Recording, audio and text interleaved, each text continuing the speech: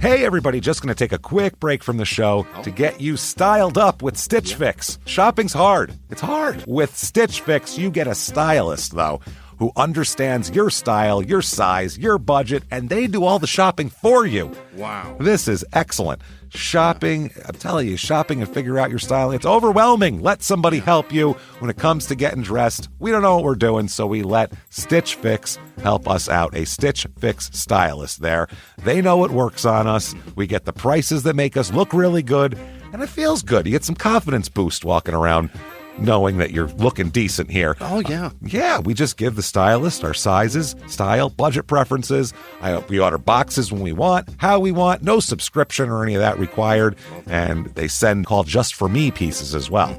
Like, maybe you'd like this, and it's awesome. Outfit recommendations, styling tips. You keep what you love, you send back the rest. It's super easy. Yep. You can do it, and we are doing it because it's excellent. Personal styling for everyone. Get started today at stitchfix.com/STM. That's stitchfix.com/STM. Now back to the show. Hey everybody, just going to take a quick break from the show and tell you about Noom. Has Noom helped you? I believe it has. Oh, that's got an app. You can do tracking. It's terrific. It does. And Noom builds personal plans that can meet individual needs. That's the thing. Takes into account any dietary restrictions, medical issues, other personal needs. That helps build a plan that works for you. And yes, so I know that you've had your own personalized program here that you've been working on. And it's weight loss This is weight loss results that last. They stick around because you get yourself into a lifestyle change. That's what matters. That's mainly it. You can't just say, I'm going to cut that out for a month and then go back to it. That's not what it is. So I'm glad it's helping you. That's great. And it really does. I like the psychology and biology-based approach here. Yeah. Noom Weight uses psychology. That's why they say losing weight starts with your brain, but it also takes into account your unique biological factors, Jimmy. All of your multitude flora and fauna that goes on inside of you there. Sure. Yeah. Stay focused on what's important to you with Noom's psychology and biology-based approach. Sign up for your trial today at Noom.com, Noom.com here. Based on 3.5-year study of actively engaged Noom users with minimum starting BMI of 25. Individual results may vary. Visit our website for more information. Welch's knows some things make zero sense, like why the algorithm knows your music tastes better than you do. But zero sugar and full flavor? We made that make sense with new Welch's Zero Sugar. All that passion fruit or tropical punch goodness and none of the sugar. You gotta sip it to get it. New Welch's Zero Sugar. Let's fruit stuff up. This week in Okarche, Oklahoma, a serene family dinner is broken up by drifters who are on the run and seemingly looking to commit the most horrific acts possible. Welcome to Small Town Murder.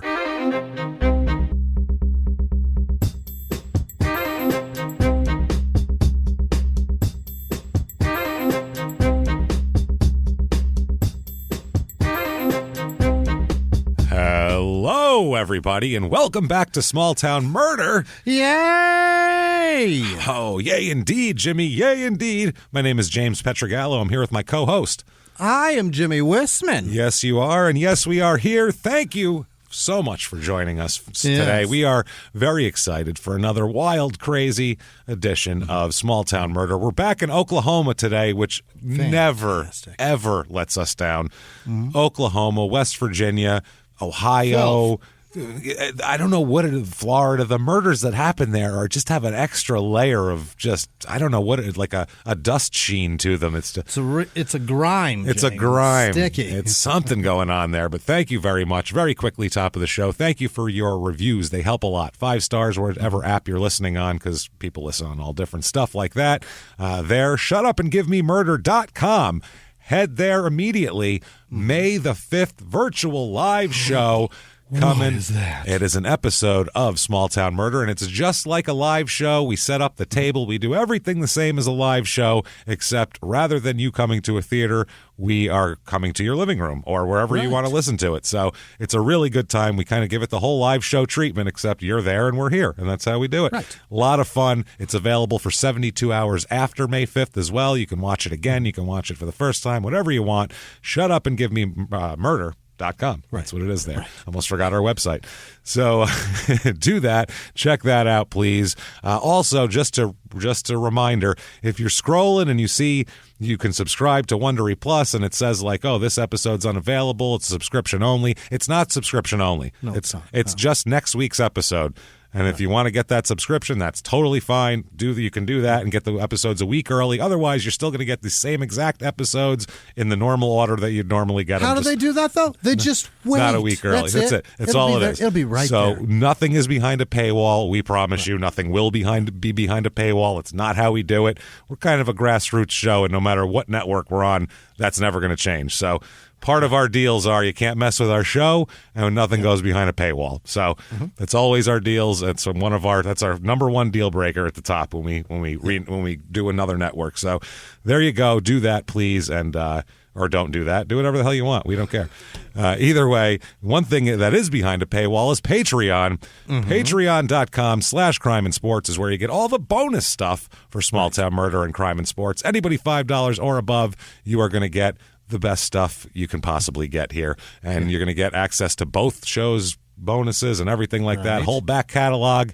This week we have, for Crime and Sports, we're going to talk about the fabulous Moolah, who was a woman wrestler and she was like the head honcho of women wrestling, and some very terrible accusations about her pimping women out to people and taking all their money, and just some terrible things have come up. They did a great Dark Side of the Ring about it on Vice, and we're going to check that out as well. And then for Small Town Murder, one I'm very excited for, we're going to talk about some Dahmer stuff, some Jeffrey Dahmer stuff, specifically how he was caught, how he wasn't caught, and things of that nature. You know how we like to micro focus on something, and it's going to be amazing. Trust us on this. Great episode. Patreon.com/crime and sports, and you'll get a shout out at the end of the show. Yes. My goodness, are we excited. And it's going to be great. Or you can just go to PayPal if you just want to get your shout out and use our email address, crimeandsports@gmail.com. There you go. Quick disclaimer. This is a comedy show. We're comedians. We're going to make jokes, and some people are going to be offended by them. If you're easily offended by shit, don't listen. There you go. That's your goddamn disclaimer. That's the long and the short of it. That's Stop it. They're all true stories. Down. It's comedies. We don't make fun of the shit you shouldn't make fun of. We're professional comedians. We know the difference between what's funny and what's low-hanging fruit. We never make fun of the victims or the victims' families. Why, James? Because we're assholes. But we're not scumbags. That's how that works. Yeah. That sounds good to you. We're going to have a great time because we have a crazy story.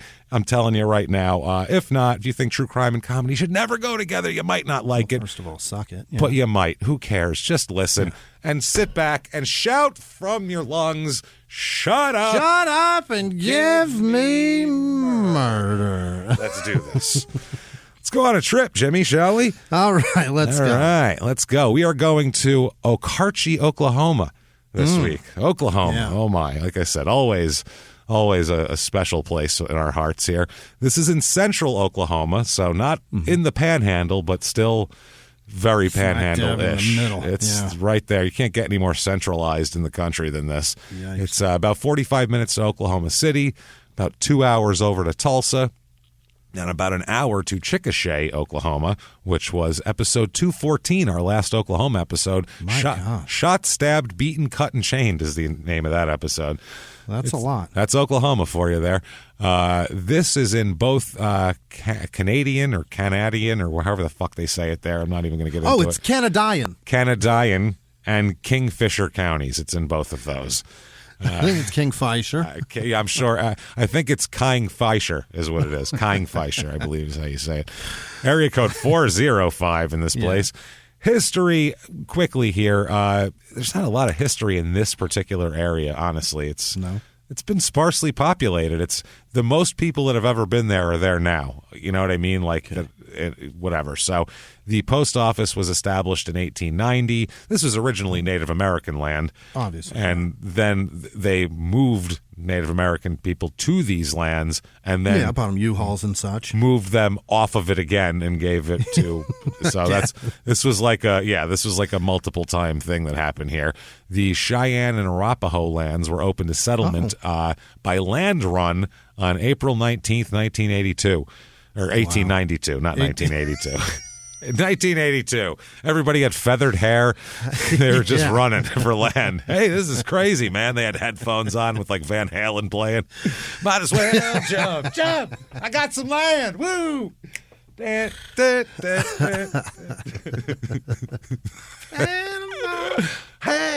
Oklahoma. 1982. Okarche. So, I wish it was. The name Okarche is the three words Oklahoma, okay, Arapaho, AR, and Cheyenne. Stop it. They just mashed them together, and they're like, Okarche. Yeah, that's our name. I swear to God, that's why they named it this. Oklahoma, Arapaho, Cheyenne. Y'all get credit. Boom. Okarche. That is wild. I man. hate it. That is wild.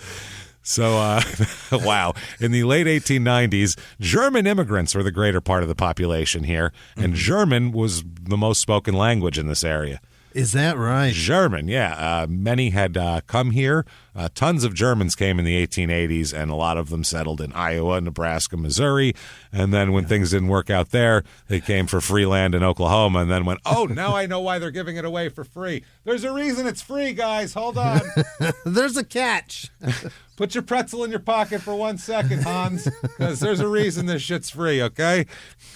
Put your schnitzel down for 10 seconds while we discuss You are this. going to need that stein of beer because this is shitty. This is not good. So they had a federal highway numbering was implemented in 1926, and US 81 went through here. The first highway through here was a gravel surfaced road, and it was gravel until 1947. Holy shit. Yeah, this is why in the 50s we built the highway system, because if you drove across the country, you drive on half dirt roads and shit, with bad, terrible roads. Your paint's fucked. Your teeth are full of grit. Oh, man. You got to wear those goggles back then. That's where they came from. That's why. Jesus, shit flying everywhere. Reviews. Can't see a thing. No, nothing. Reviews of this town, there's only 2, and they're both 5 stars. So, I mean, this is easy to skew here if you just want to make the town look good. 5 stars. Okarche is a great small town. Everyone is tightly knit, with no K, by the way. Just knit. N-I-T. They're all knit. Everyone is tightly NIT. Isn't that like a bug? Tightly knit. They got knits. It's a nice knit and cares about each other and others. They care about each other and then others who aren't right before them as well. And other people, too. It'd be like if I cared about you, you cared about me, but we also care about people who aren't in our conversation. That's what they're saying. Thank you. And then summation with the final line, I think Okarche is a great place to live. Thank you. Opened it up with Okarche's a great small town, and then I think Okarche is a great place to live. Yeah. That is bookended with compliments about how nice it is. That is like a third grader's book report. That's what that is. I think Curious George enjoyed Cat in the Hat. Yeah, I think Curious George is a great book. George is very curious, and he's funny because he's a monkey. The man doesn't say much. I think Curious George is a great book at the end. That's it. Thank you. Thank you, little Timmy. So the little man, the man in the yellow suit, cares about Curious George and others. And others. He seems to care about him and others. I like that Curious George doesn't rip his face off at any time, even though he's a wild monkey that's been taken into his apartment in the city. And I'm sure crazy noises and buses and sirens and shit would never freak him out. I enjoy the lack of violence that should certainly be happening. Yeah. Was his name John? Perpetrated by a fucking wild monkey. Why a wild monkey that's been brought into this? He mauled him and gave him AIDS, and you're like, Jesus, what happened? What happened, Chief? So here's 5 stars again, obviously. I have gone to school at Okarche High, at Okarche, not high, since preschool. Now I am a senior at Okarche High School. I have worked in Okarche at a dealership. 5 stars. What? I don't think... Were they giving out, like, gift cards to, like, the ice cream shop for this? Between the knit thing and this, I'm going to go ahead and say I don't trust the school system. I don't think it's very good. I'm just going to say right now, because these people, again, this person writes like a third grader. That's not good. Free tickets to the fair if you review the town. Yay. Oh, I'm in. Okarche Fest, which I think is a thing that we're going to talk about here. Oh, fantastic. People in this town, 1,334. So not that many people here. And that's the most. It's really risen since 2000 a lot for some reason. I guess because it's 45 minutes to Oklahoma City, so you could probably drive there. Probably. So, yeah, I think maybe that's why you could commute there. A few more females than males, which is normal. Median age is 39 and a half. It's a couple years higher than normal, but a lot of 55 and ups here.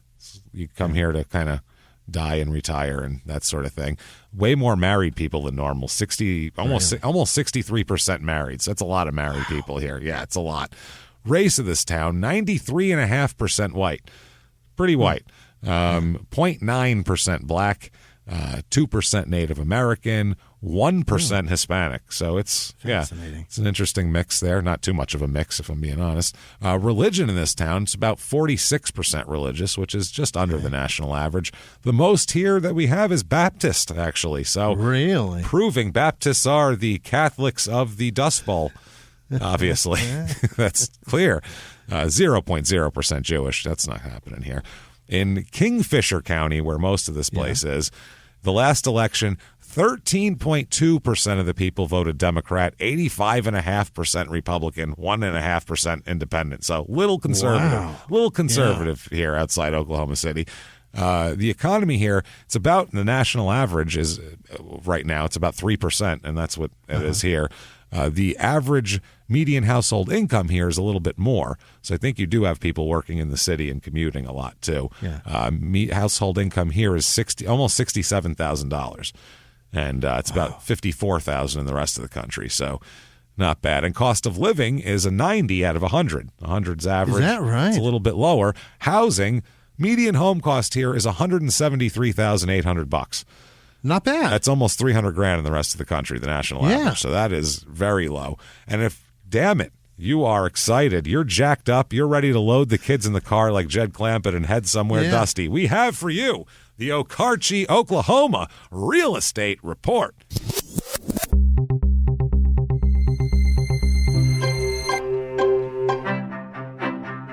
Your average two-bedroom rental here is about $799, which is way less than the national average. That's almost $1,300 a month, the national average for that. So very cheap.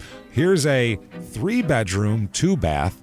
It's 2,364 square feet. Went dyslexic for a second there. It's being auctioned off. So that's the starting bid we'll get to here. So all the pictures, everything inside is also set up for an estate sale as well. So it looks like it's an antique shop in there with like shitty antiques. It's very strange. There's pictures and a lot of grassy areas with not a blade alive still, just brown dead grass. It's very hasn't been touched since the 70s. It's obvious. The sink is bright yellow. You know what I mean? Use a lot. Yeah, 70s yellow. Someone's grandma died here. You know what I mean? They definitely, that's what it looks like. Someone's grandma will haunt you if you move into this house. That Harvest Gold is hideous. I cannot believe that was a choice. And we'll match it with avocado green. That'll be perfect. Like a pale avocado. That's what everyone wants. Next one. You will yearn for metallic pea. No shit. You didn't order the metallic pea? No. Antarctic blue with the optional Rally Fun Pack. What? Okay. So metallic pea. Order the metallic pea. So 3-bedroom, 1-bath, 1,916. Oh, I didn't tell you. $95,000 is where that starts on the auction. Starting bid, but it's almost 2,400 square feet. But it needs a total gutting. 3-bedroom, 1-bath, 1,916 square feet. Looks like a hoarder's house almost. There's all sorts of shit. There's a giant bathtub that's set up for it's like a handicap accessible bathtub that is definitely not in the bathroom. It's in another part of the house. I don't know where it is, but it's not the bathroom. There's no toilet near it, so that's bad.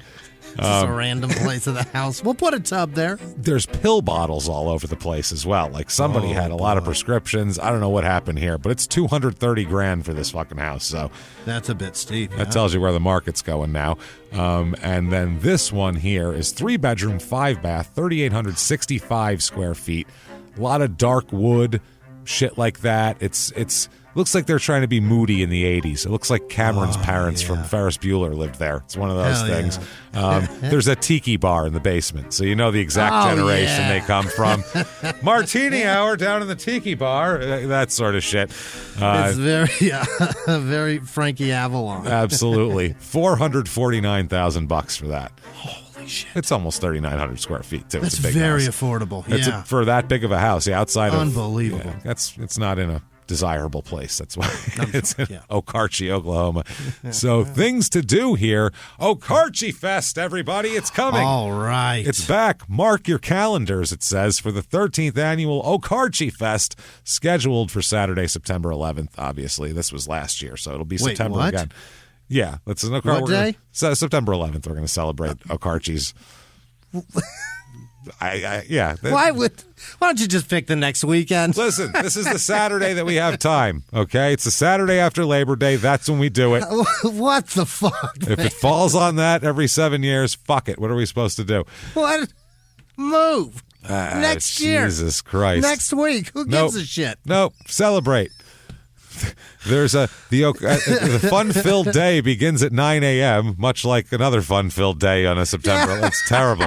At Okarche Grade School with the Mad Dash. Again, that's another event. No, I don't want anything that's happening fast. Jesus Christ. Live entertainment will perform on Main Street throughout the late afternoon. Hopefully something quiet without a lot of explosion, loud sounds. Beginning at 4 p.m. and ending at 11. Food vendors are present there. Oh, my goodness. Crafters will also show off their skills and their goods for purchase, filling up the rest of Main Street. I don't know if they're hazmat suits or going with the whole theme. Well, you can't do it on September 11th. No. There's a kiddie corral. I don't like that. The flags in the country are at half staff. We can't do this. Well, you lower that one, you raise the Okarche flag to full mast, and that's when we party down. Get that. Holy shit. I don't know. Makes the Oklahoma flag stand out just a wee bit more. It makes it stand. That's how we do it. We ain't going to lower it for New York City. I ain't doing that. Wow. A kiddie corral with exciting games and inflatables. Oh, yay. That will be set up next to the post office. Oh, with the purchase of wristbands for $15. It costs $15 to go to September 11th Fest. What the fuck is that? That seems... what are they doing? I don't want to do it. Maybe it's the band here. Back by popular demand, after his Okarche Fest performance, we will have Wyatt Flores back. Thank do God you know for Wyatt. Who Wyatt Flores is? No, okay, that's no good. clue. I don't either. That's a local guy, I got a feeling. And then next up, something I'm actually interested in, Burger Day Festival. All right. Yeah. It's a tribute to the fried onion hamburger, cooked daily in El Reno since the early 1900s. In the book Hamburgers and Fries, an American story, they describe the history of El Reno's fried onion hamburger. They tell of Ross Davis, who owned and operated the Hamburger Inn on Route 66 in downtown El Reno. He began making fried onion hamburgers in the 20s during the Depression, since onions were cheap and meat was expensive. So he'd just make it half onion. I'm confused. He would add a half shredded onion atop a 5-cent meat patty and smash the burger with the back of his spatula. It made the burger look bigger while adding a tremendous amount of flavor. He just put a shitload of onions on a smashed burger. That's tremendous all. amount of no. That's all it is. So it's cheaper. Filling is onion? That's it. And this is from the book. Like other iconic American dishes, the taste for burgers laced with onions was wrought during the days of privation. Eventually, acquired taste spurred localized tradition. And there you go. So I am baffled. There's that. You can't describe your food as rot, no matter no matter how you spell that. That's gross. That sounds awful. Instead of meat, how about I give you mostly onion? How's that sound? Would you like mostly onion instead? Can I get an 80-20 burger with an 80%? No, not fat. Onion content. I'd like an onion like to burger 80% ratio. onion. Mostly onion. If you smash my burger, I'll think it's bigger as long if it's wider. So just do that. That is unbelievable. And then they said that this is nearby El Reno there. The El Reno Main Street program was established to promote downtown revitalization. Part of that, they said, is defining what your community's known for. So the first Main Street director, Carolyn Howard, met with downtown business owners and citizens to ask them, what is El Reno known for? The response? It was unanimous. Fried onion hamburgers. No, thanks. How about some cheese? I'll take that on my burger. I'll take a cheeseburger, not it's fine. Onion burger. No, you can put a little onion on it. I'm fine with it. You can put some onion on it. I don't want it to be a mostly onion burger. That's at that point, that's an onion patty with meat on top. The meat is the garnish. Yeah. Can I get an onion burger with a bit of burger? Just a drop of some meat. Yeah, put some meat on it. Put some meat over onion. Yeah, medium rare. I am baffled. And why celebrate wartime? Granted, I guess it's somebody persevering. Yeah, depression. I guess it's somebody persevering and doing well in the depression with I guess that was bad food. That was Dust Bowl times, the 20s. That wasn't even depression yet. That was the depression had started to come here when the Dust Bowl came. And once the wheat crop started getting overabundant. So anyway, I hate it here. Enough about the Dust Bowl. Crime rate in this town, what we're interested in. The property crime is about half the national average. So great. Pretty low. And then violent crime, murder, rape, robbery, and of course assault, the Mount Rushmore of crime, also about half the national average here. So is that right? It's a safe suburb. People move here to be, I want to have a little more room. Sure. I want to have more dead grass in my yard. That's what I want. A little more yellow. An acre of dead grass, that'd be great, with a bright yellow sink. That'd be wonderful. I really like the sink to match the lawn. Obviously. Hey, does your sink match the lawn, sweetheart? What's going on? Is that something that people say to each other? Is that like the curtains match the drapes? Some old pervert. In Oklahoma it is. Some pervert with a tiki bar in his basement would say. Hey, sweetheart, you sink match the lawn or what? So that said, let's talk about a terrible murder. I think it's only right. Let's do it. Let's talk about some people here. Let's talk about some people. Let's start out with a couple. The good Reverend Richard Douglas, number one. Yeah. Richard Douglas and his wife Marilyn Douglas as well. The Reverend Richard is 42 years old, and Marilyn is 36 years old. Okay. They're married. They have children. They are the churchiest church people that ever churched. They are super into it. Richard is a pastor. He's a pastor at the Putnam City Baptist Church in War Acres, Oklahoma, which is another Oklahoma City suburb, and a past president of the Oklahoma Baptist General Convention. Oh. This guy will throw some fire and brimstone down on you. Absolutely. He knows his Bible and shit. So, he does all that. His wife, Marilyn, is a member of the State Arts Council, and she does tons of stuff in the church. She's a singer in the church, in the choir, and she's very talented. I guess she does solos and stuff. She's really good, apparently. Richard, he pastored his first church when he was only 16 years old. Holy shit. So he's been doing this for 25 years already, and he got it early. That's what he wanted to do. Got the bug young. Yeah. He's like Dave Chappelle. He started going to the comedy club really young. And, you're 43. You got your game down at that point. You really pump it out. So, everybody loves him and they love her. She's a good mother as well. We'll talk about their kids. At first, he was a missionary, took the family down. Okay, this is in 1979. We're going to catch up with them. He's 42. She's 36 in 1979. Okay. Yeah. A few years before that, they took their two kids down there. They have two children, a boy and a girl, and they took their kids to Brazil to do missionary work for 4 years. What? Yeah, they did missionary work in Brazil from 68 to 72. Wow. That's putting your time in. Holy shit. My word. That's a lot of missionary work. And then college in Brazil. Wow. A whole 4 years of, I don't know what you're missioning. You're seminary getting work, people to. Doesn't Brazil have like that enormous Jesus statue? I don't think they need your any mission. Yeah, I think they've got all the Jesus they need. They have that. Isn't that like the giant? That's in Rio, yeah. 120-story high Jesus. I don't up on a fucking mountain overlooking the entire country. I think you don't even need to go down there. You just get a phone book, a Brazilian phone book. You open it up and you go, hello? Look out the window. You see? Yeah. Just look at that and think about it. Okay, I got to call it. Okay, bye. I got more calls to make, and then you hang up. I get a whole phone book of people. You just refer to that, I think. You don't have to go talk to them.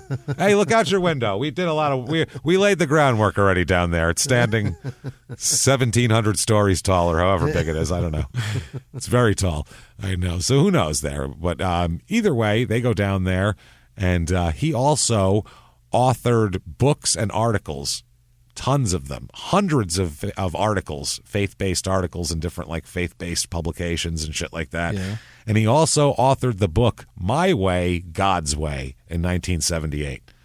That feels pompous and arrogant, right? My Way, God's Way. I think I would think the my is God's, like he's speaking, like those are words of God, maybe, or is it not like saying my way is the same as God? It's Yeah. Or maybe it's my, meaning the collective, all of us. My way should be God's way, maybe, as we say. I don't know what he's saying. It's a confusing title. Maybe he should have reversed that title and said God's way, my way. Yeah. There you go. My way, that God's feels way. Less arrogant. Yeah, my way, God's way sounds like a book Kanye would write. You know what I mean? Yeah, it feels like you were the it's Kanye's new album, My Way, God's Way.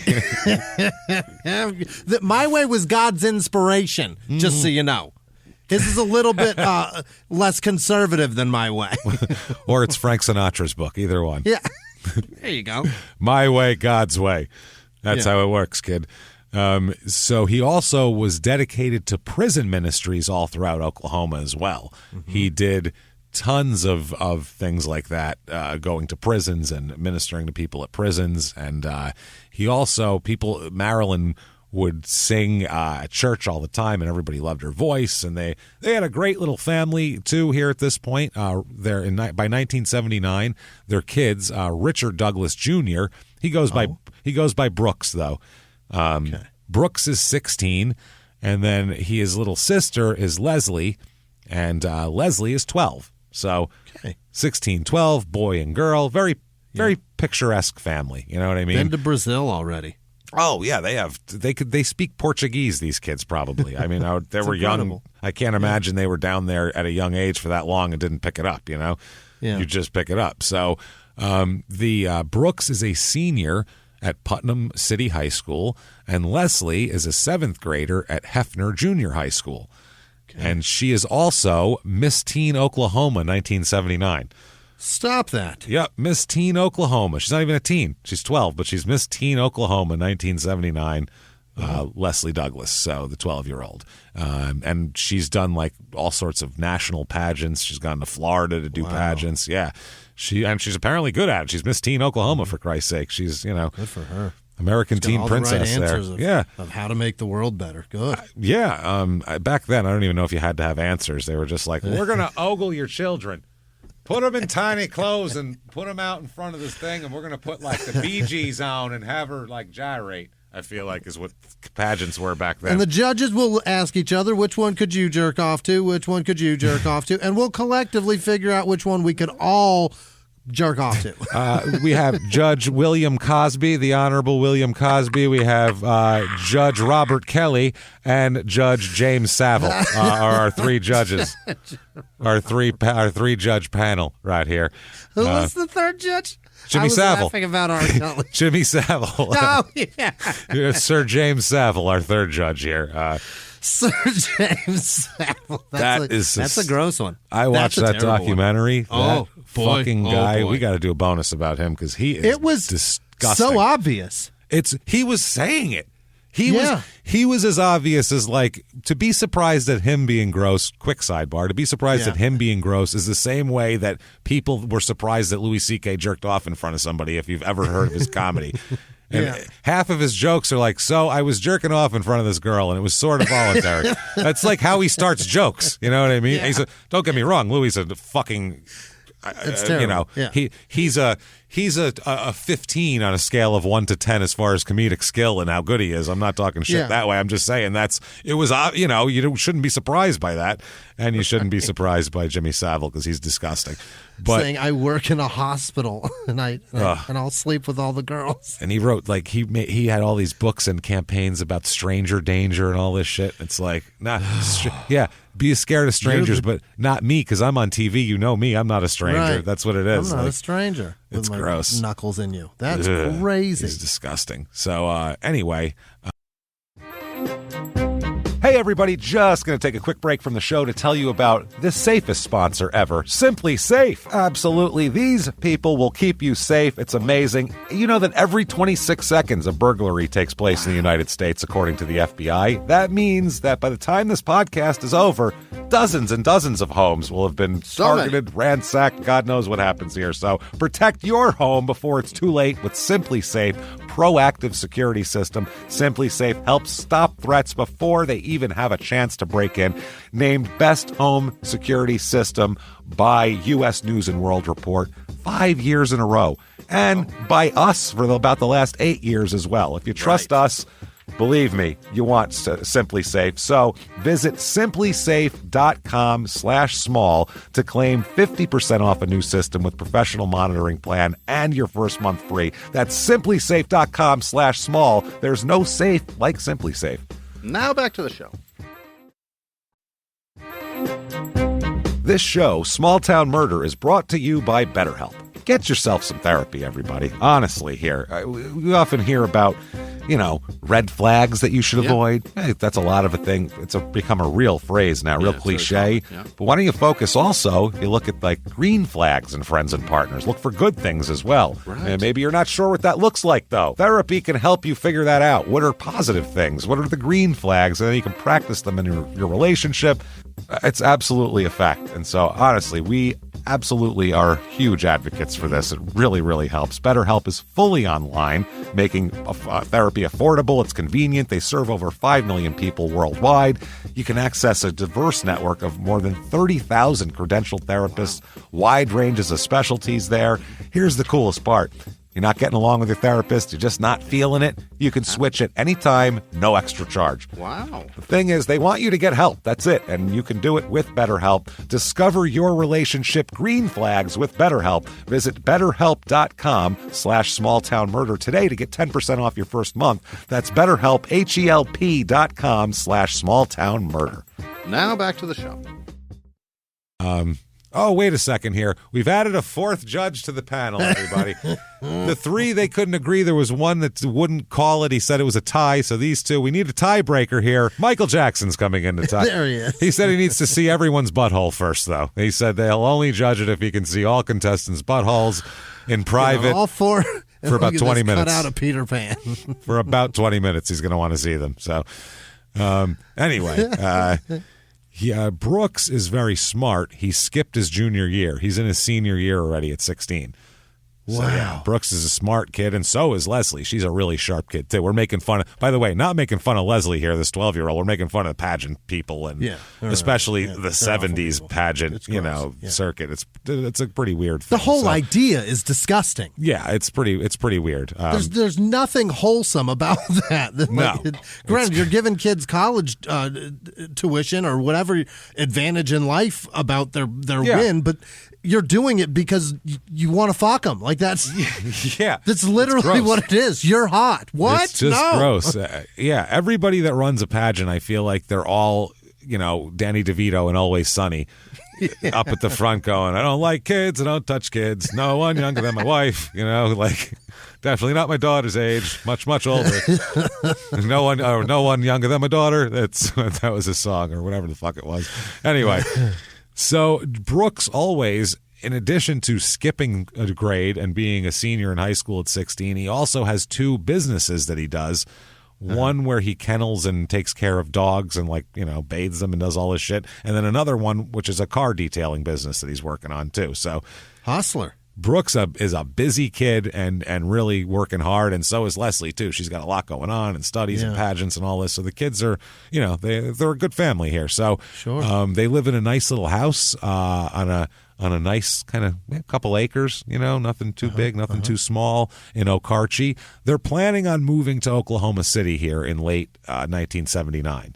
They're going to, a couple months from now, they're moving to Oklahoma City. There's something to do with the church, and they got stuff going on there. So awesome. Planning a move. And then on October 15th, 1979, at 7:45 p.m., Marilyn's making dinner.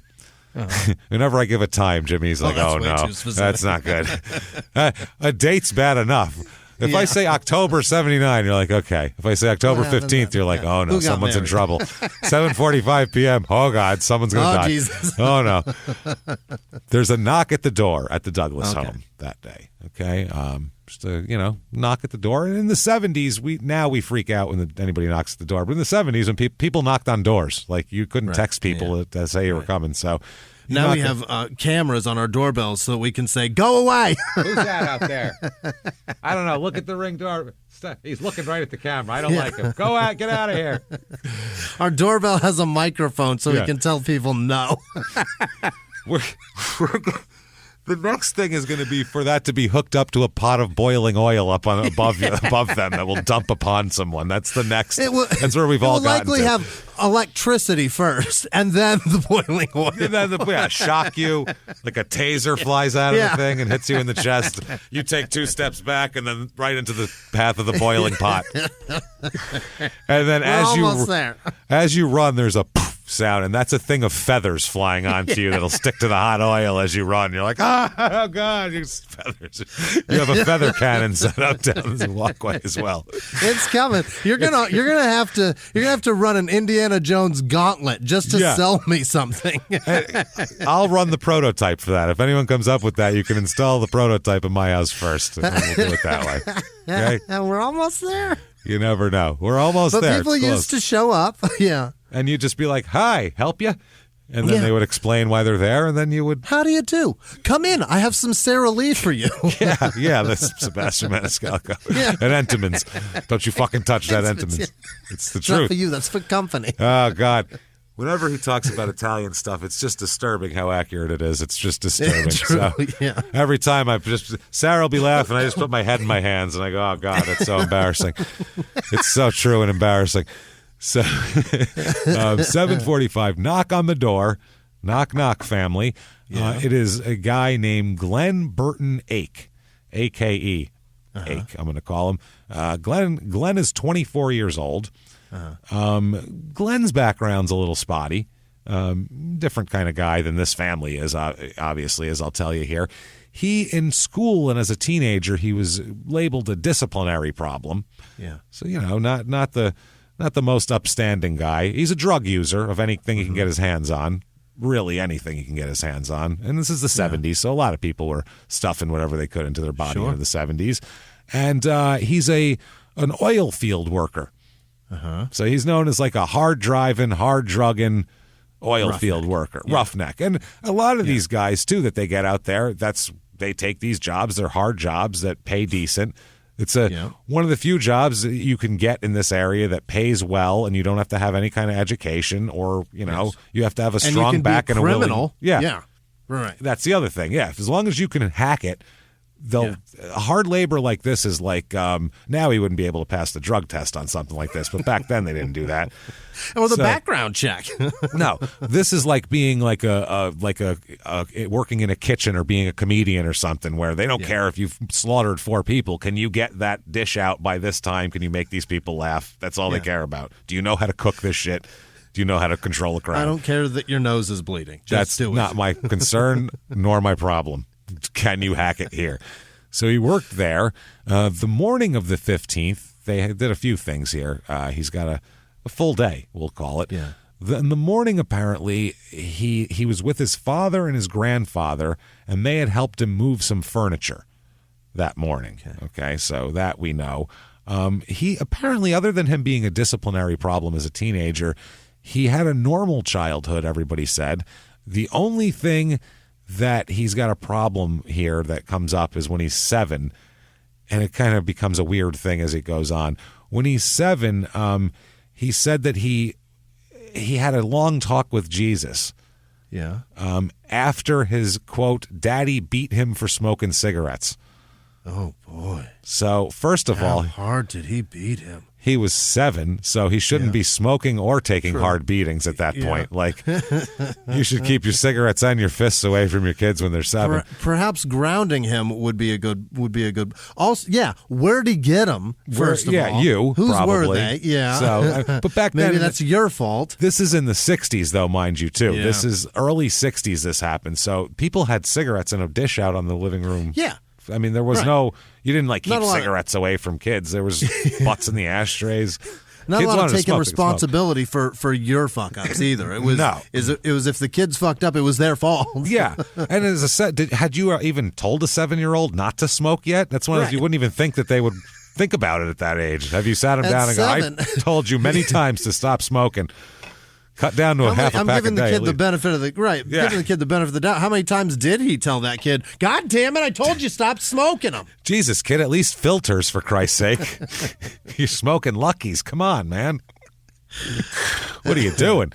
So, I don't know how hard he beat him, but hard enough to where either there was some sort of head injury that made him think he talked to Jesus for a long time, or it just turned him it really fucked up his mind and made him think that he could talk to Jesus for long periods of time. Either way, something bad happened there, and that's what he was doing. He'll get very over-religious as he goes, too. Got a lot of religiosity going on, but in a weird way.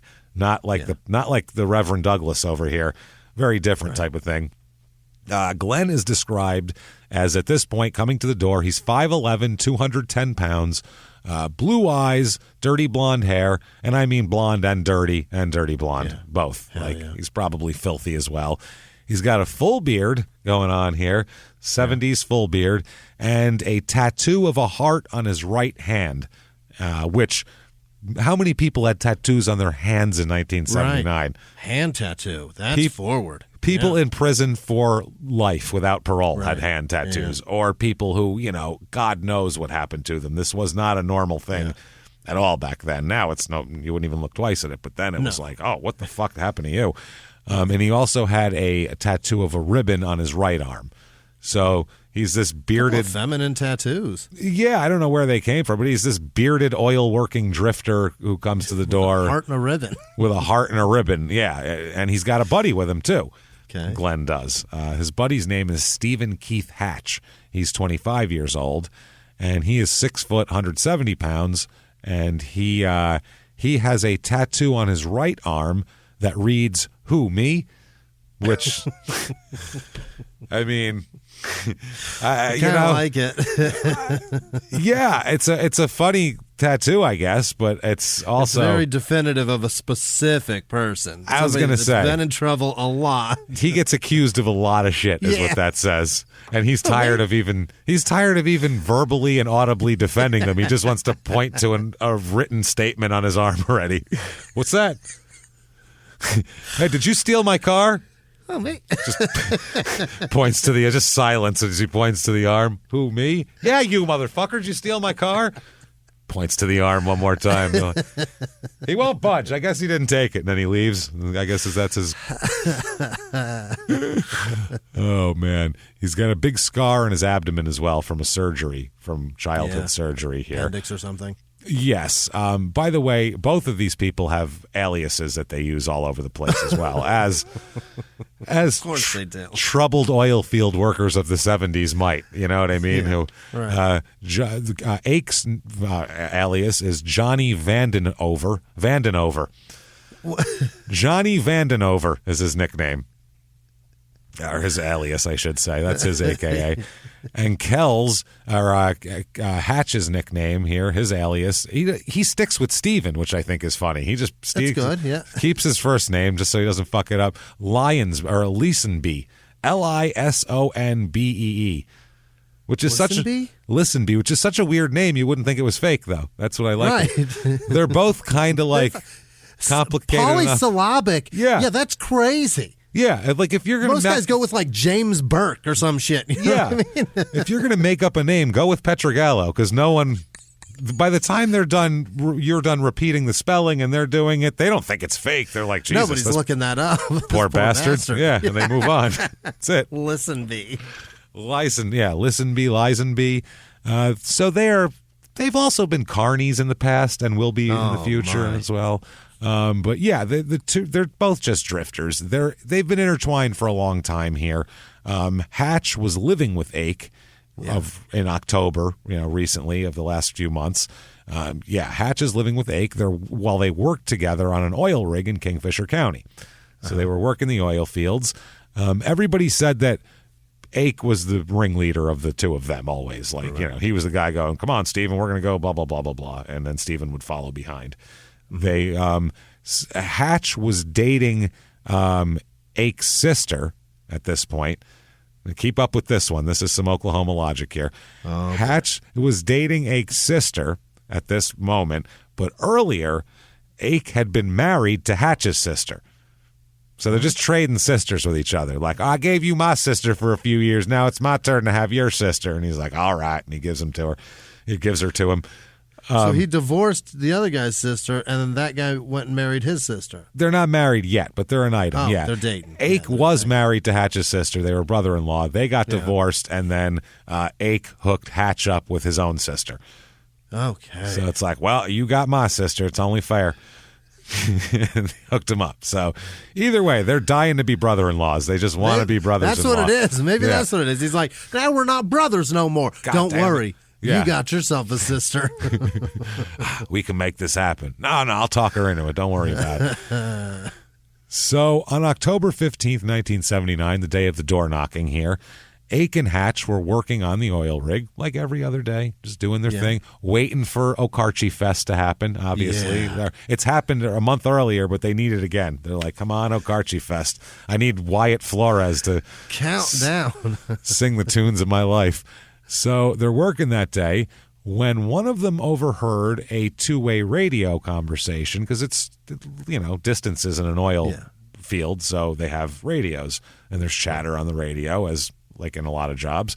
So they overheard that there are what they called legal authorities, some kind of cops, investigators that were at the drilling company's office at that moment in time. Now, how many people do you think are on like some sort of parole, probation that are working these fucking oil fields?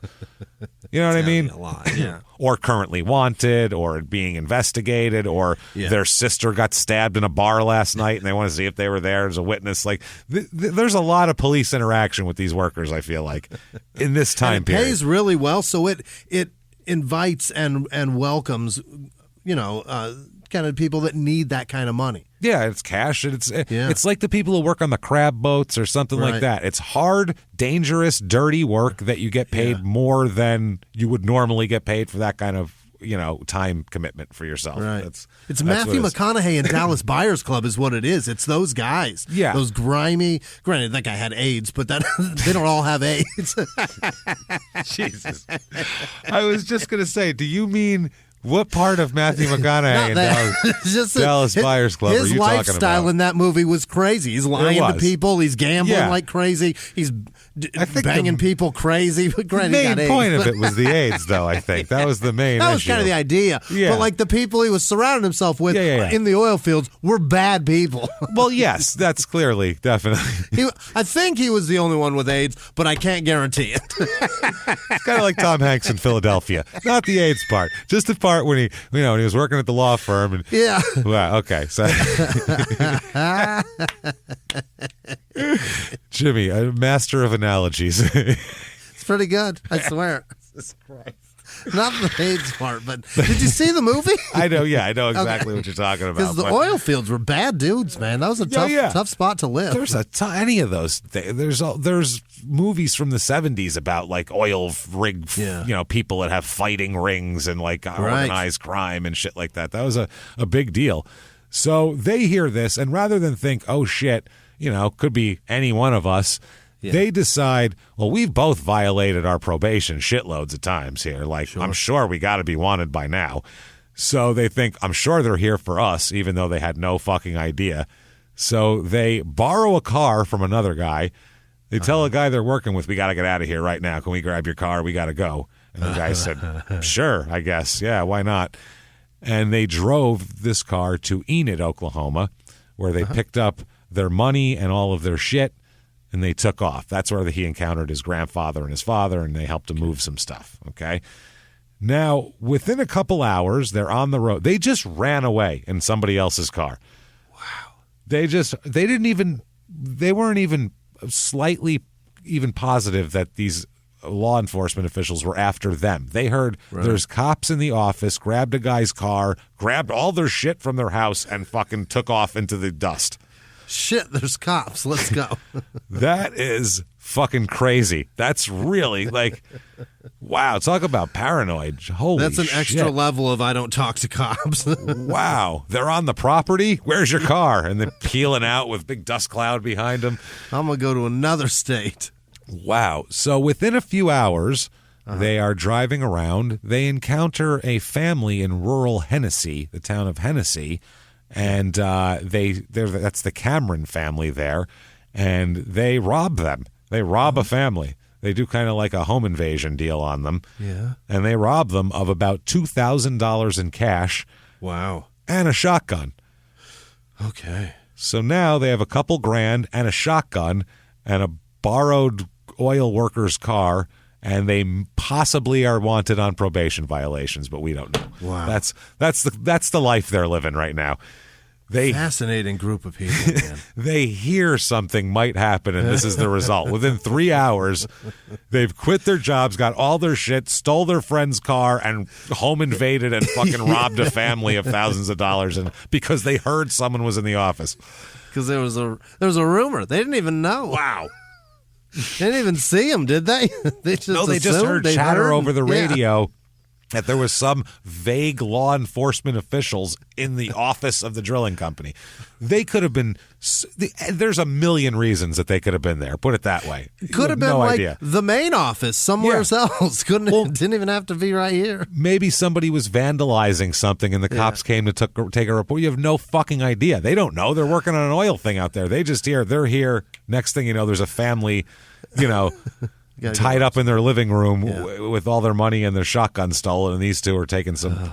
And I feel bad for the poor bastard who was working with them, who lent them their car.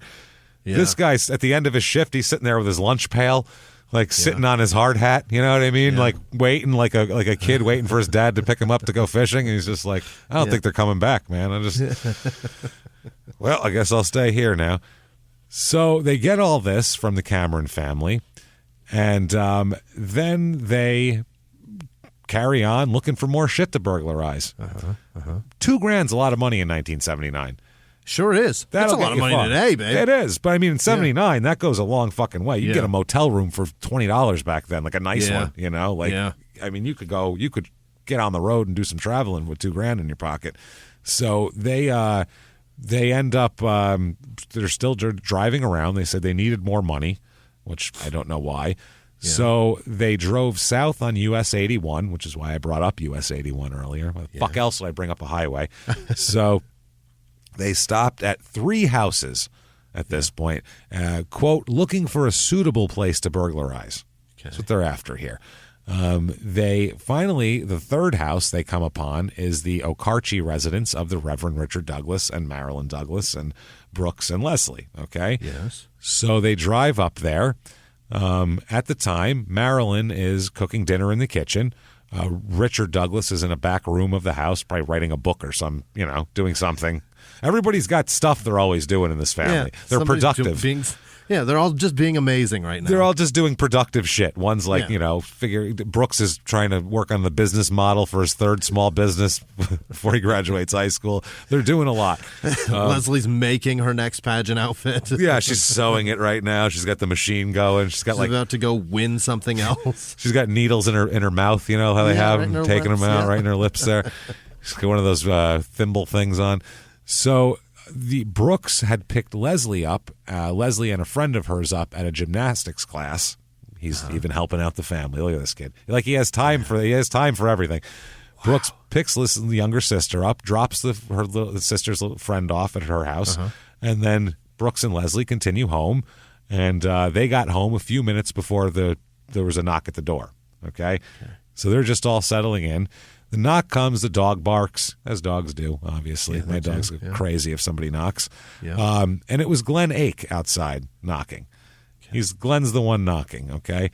Leslie, the little girl, 12, she goes to the door, and Ake asked her, and she answered. And back then, you just answered the door. You know what I mean? You didn't expect anything like that. Especially, they're like Jesus people. They see anybody out there, especially a drifter. This is great. They probably think we might be able to fucking, Can I tell you the good news? We could save this guy. He looks like he needs it. You know what I mean? Right. So and I'm not saying that's like right.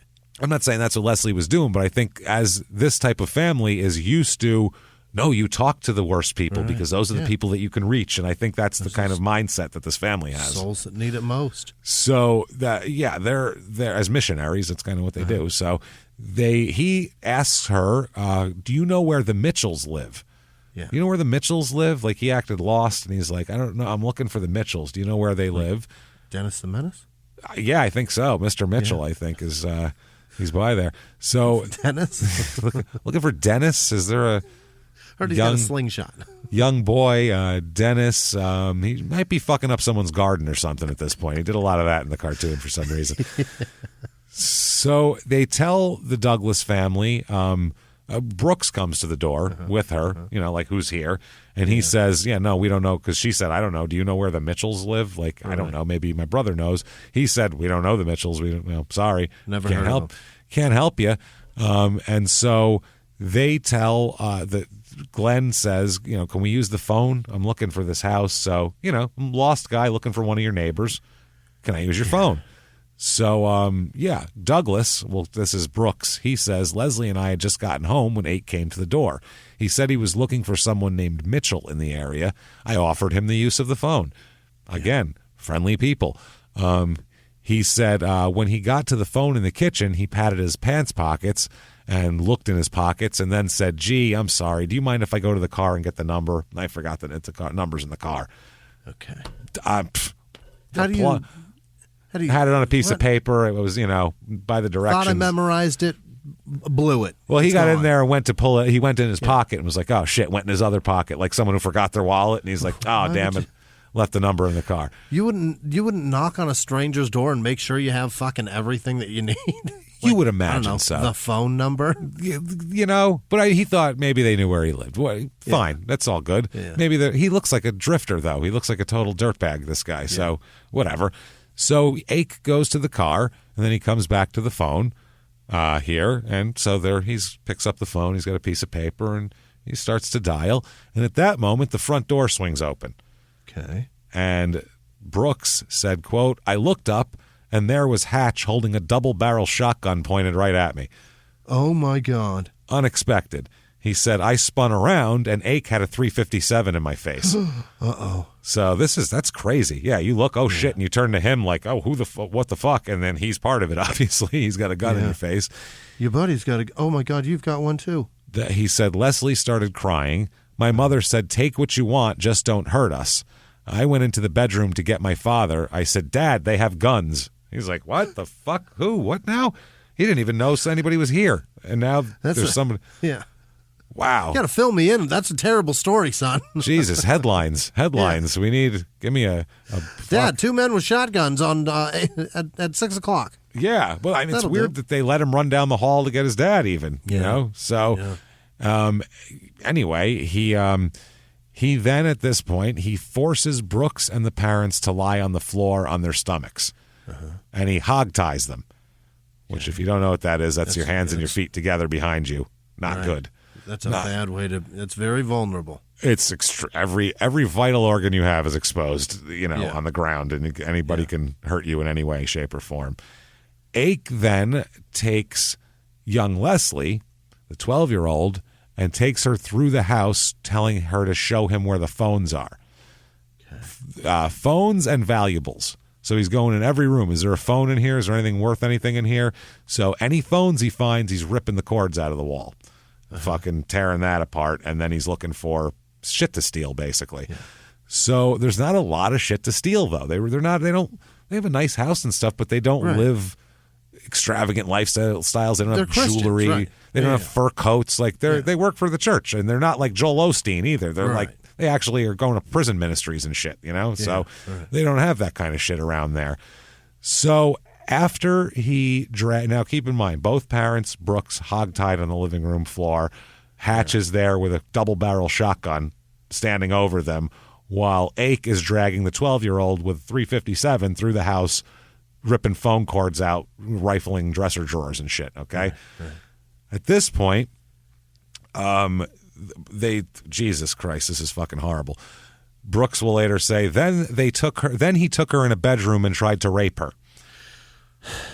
The 12-year-old. Yes. He said that he and his parents could hear her crying, which is fucking horrible. So apparently it's fucking terrible. Ake does what he does here, and then Hatch comes in and he rapes her as well, and then Ake comes back in again. Oh, my God.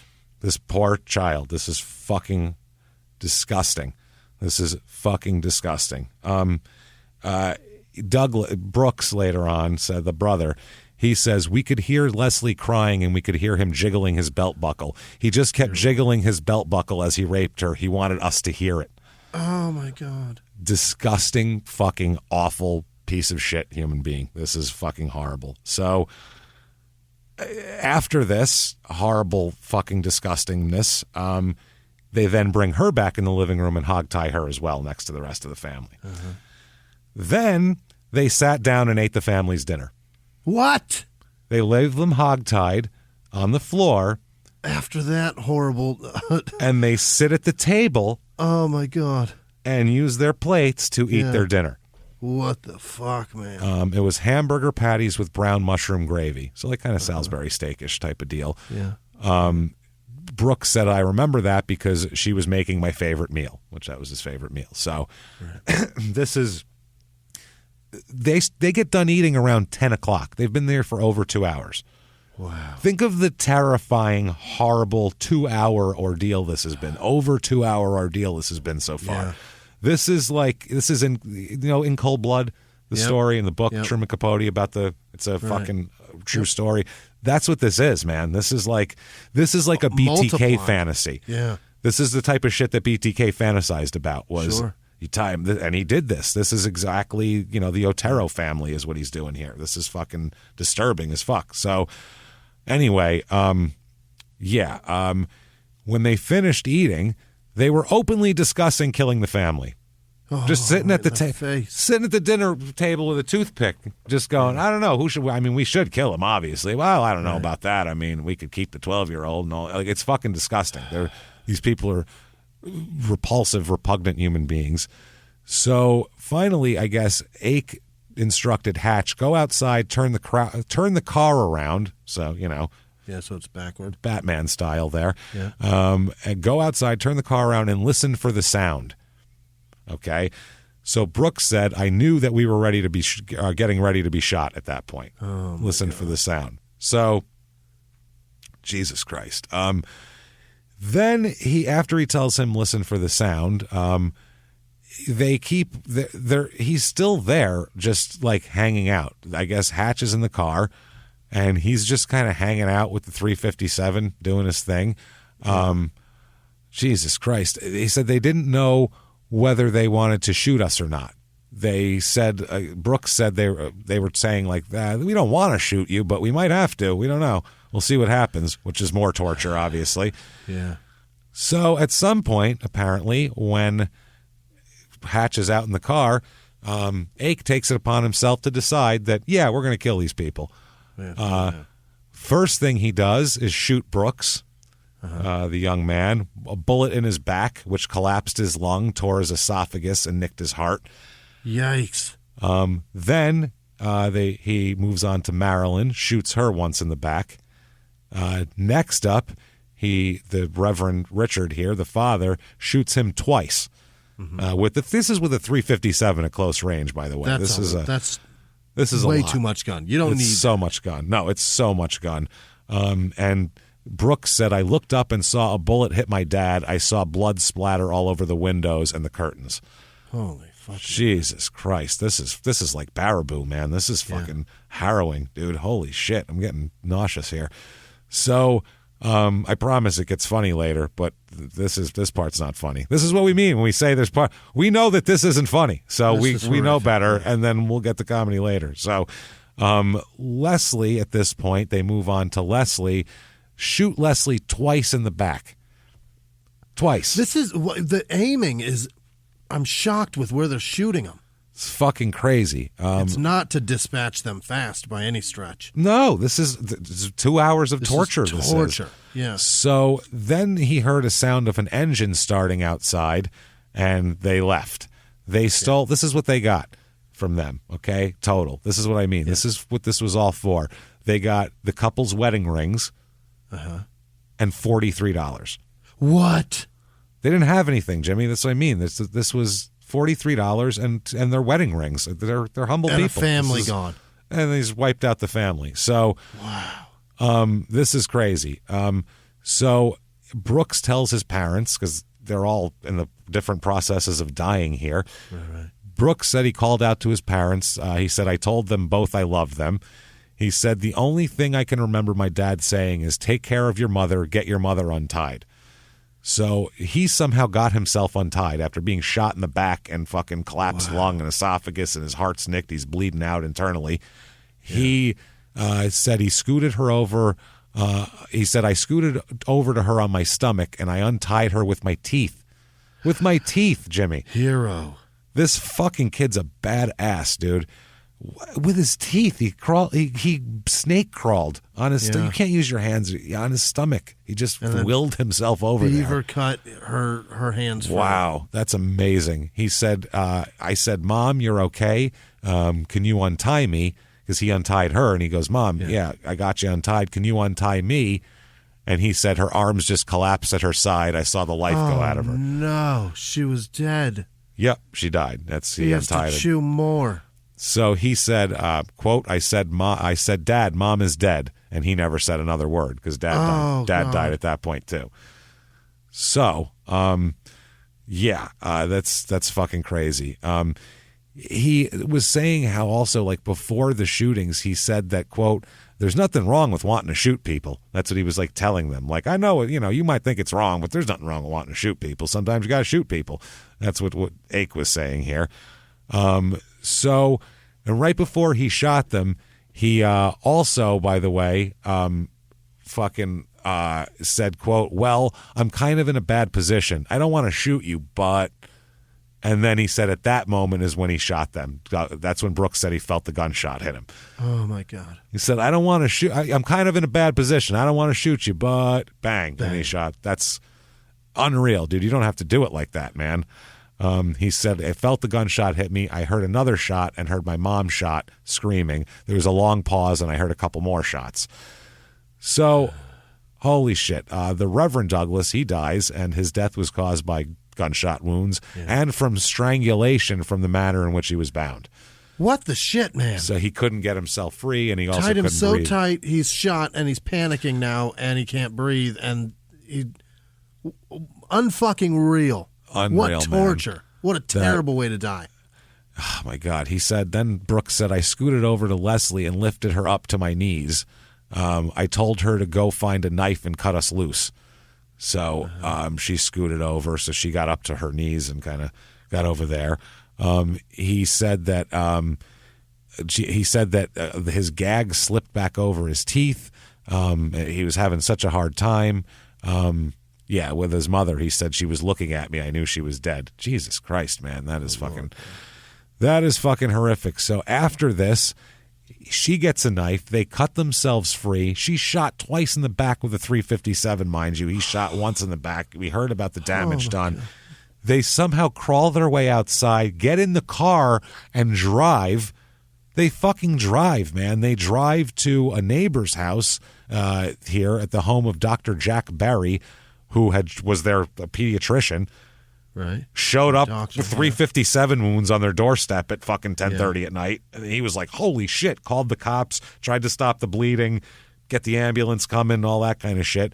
Get them to the hospital, and they both survive. Both children survive somehow. I don't know how they survived that. Both of them. That's a miracle, but it's fucking crazy. Wow. That is disturbing as shit. And Ake and Hatch are off into the night, driving off. She has to. So she survives with that. With the most horrific attack. The series of the most horrific things that could happen to a 12-year-old girl all in a row. And her parents are now dead. Yeah, I include that in the series of things that happen. My God. Yeah, in front of her. Yeah. My God. Oh, and now she's also got a 357 injury to her back, 2 of them, which is something to deal with. Physically, mentally, emotionally. You can, every part of someone that you could break down, they've destroyed with this. They've taken everything from her, yeah. It's fucking horrible. This is terrible. It's just fucking horrible. These 2 are disgusting human beings, so let's find out what the fuck happens to these idiots. So, hey everybody, just going to take a quick break from the show to tell you about a healthy, delicious item, Hero Bread. And we're both trying to get healthier this new year. Jimmy had a eye-opening doctor's appointment and things like that. So we're trying to get healthier, and I'm telling you right now, this Hero Bread is a good step in this direction. It's delicious, and it is really good for you, and it's really excellent. They have the sliced bread is good, the bagels, the tortillas. I know you've been they're terrific. Ranting about the tortillas. They're so good. With Hero Bread, you can focus on your health goals and still indulge in the soft, fluffy experience you love, but guilt-free. I really love the little Hawaiian rolls, too. Yeah. They're so good. They're so good. The Hawaiian rolls, they're legit. They're fluffy. Yeah. They're exactly how you want them to be. You'd never know it's low-carb and high-fiber bread from the texture. You get the soft, fluffy experience you know and love with your savory breakfast sandwich, late-night grilled cheese, Taco Tuesday. Do it. Yeah. No compromises, just flavor, ultra-low net carbs, 0 grams of sugar, high in fiber. It's fantastic. Hero Bread is offering 10% off your order. Go to hero.co and use the code SmallTownMurder at checkout. That's SmallTownMurder at HERO.co. And now back to the show. Hey everybody, just going to take a quick break from the show and tell you all sorts of good stuff about Chime. That's what I'm talking about. There's so many extra fees you have to pay in life. Everything. You go to the airline, there's an extra ticket on that. There's extra fee on every fees, hotels, fees, all this type of stuff. We're trying to make progress, and the next thing you know, here comes another fee coming at you, and it's more money than you expected, and your whole math is thrown off, and it's awful. Learn more at chime.com/smalltownmurder.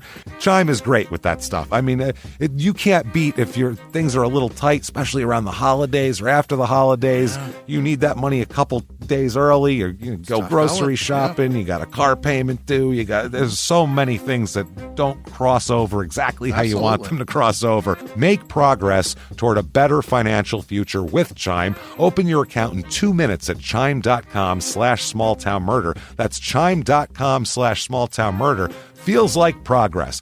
Banking services and debit cards provided by Bancorp Bank N.A. or Stride Bank N.A., members FDIC. Spot me eligibility requirements and overdraft limits apply. Boosts are available to eligible Chime members enrolled in Spot Me and are subject to monthly limits. Timing depends on submission of payment file. Fees apply at out-of-network ATMs. And now back to the show. At this point, since they called the cops, they have a good description of them, all this shit. They start a manhunt for them. Total manhunt going on. FBI gets involved, multi-state. They think they went to Arkansas, so the FBI is all over Arkansas. They had a witness who saw 2 men in the area, and in some area in Arkansas, who fit the general description of them. In the newspaper, it says the 2 drifters are considered to be extremely dangerous. The police, or the FBI guy looking for him, said these 2 men are dangerous psychopaths. Yeah. I would say that's a fair. It's a fair assessment. They're the worst kind. They also have a 30-30 rifle, a 12-gauge shotgun, a 20-gauge shotgun, and a 410 gauge shotgun as well in their possession that they know of. All the types of shotguns. All the shotguns they stole here. That's from they stole this from another place, a Mrs. D's. They stole her car and her articles. A bunch of her articles, but they find out that they didn't steal all her shit. They think they murdered another woman in Arkansas, and it's actually not even them. So he told another person, Ake did, that Ake is wanted in Amarillo, Texas for probation violation, and that they're obviously both wanted on other charges. Right. So the FBI is looking for them. They end up calling off the manhunt in western Arkansas because they hear they've left the state. They say our latest information is that our suspects are probably caught a bus for New Orleans. Okay. Which was actually very good intelligence because that's exactly where they were, was New Orleans. Really? They're not caught there, but they're there, wandering around somewhere. They're down there. I mean, you can kind of hide out in the bayou probably here. So it's probably not difficult.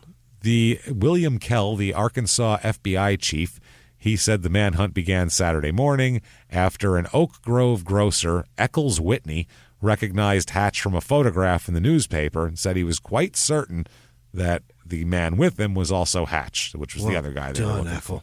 Well done here. The owner of Finley's grocery store in Bismarck identified Hatch as the man who bought some cigarettes from him at about 11 a.m.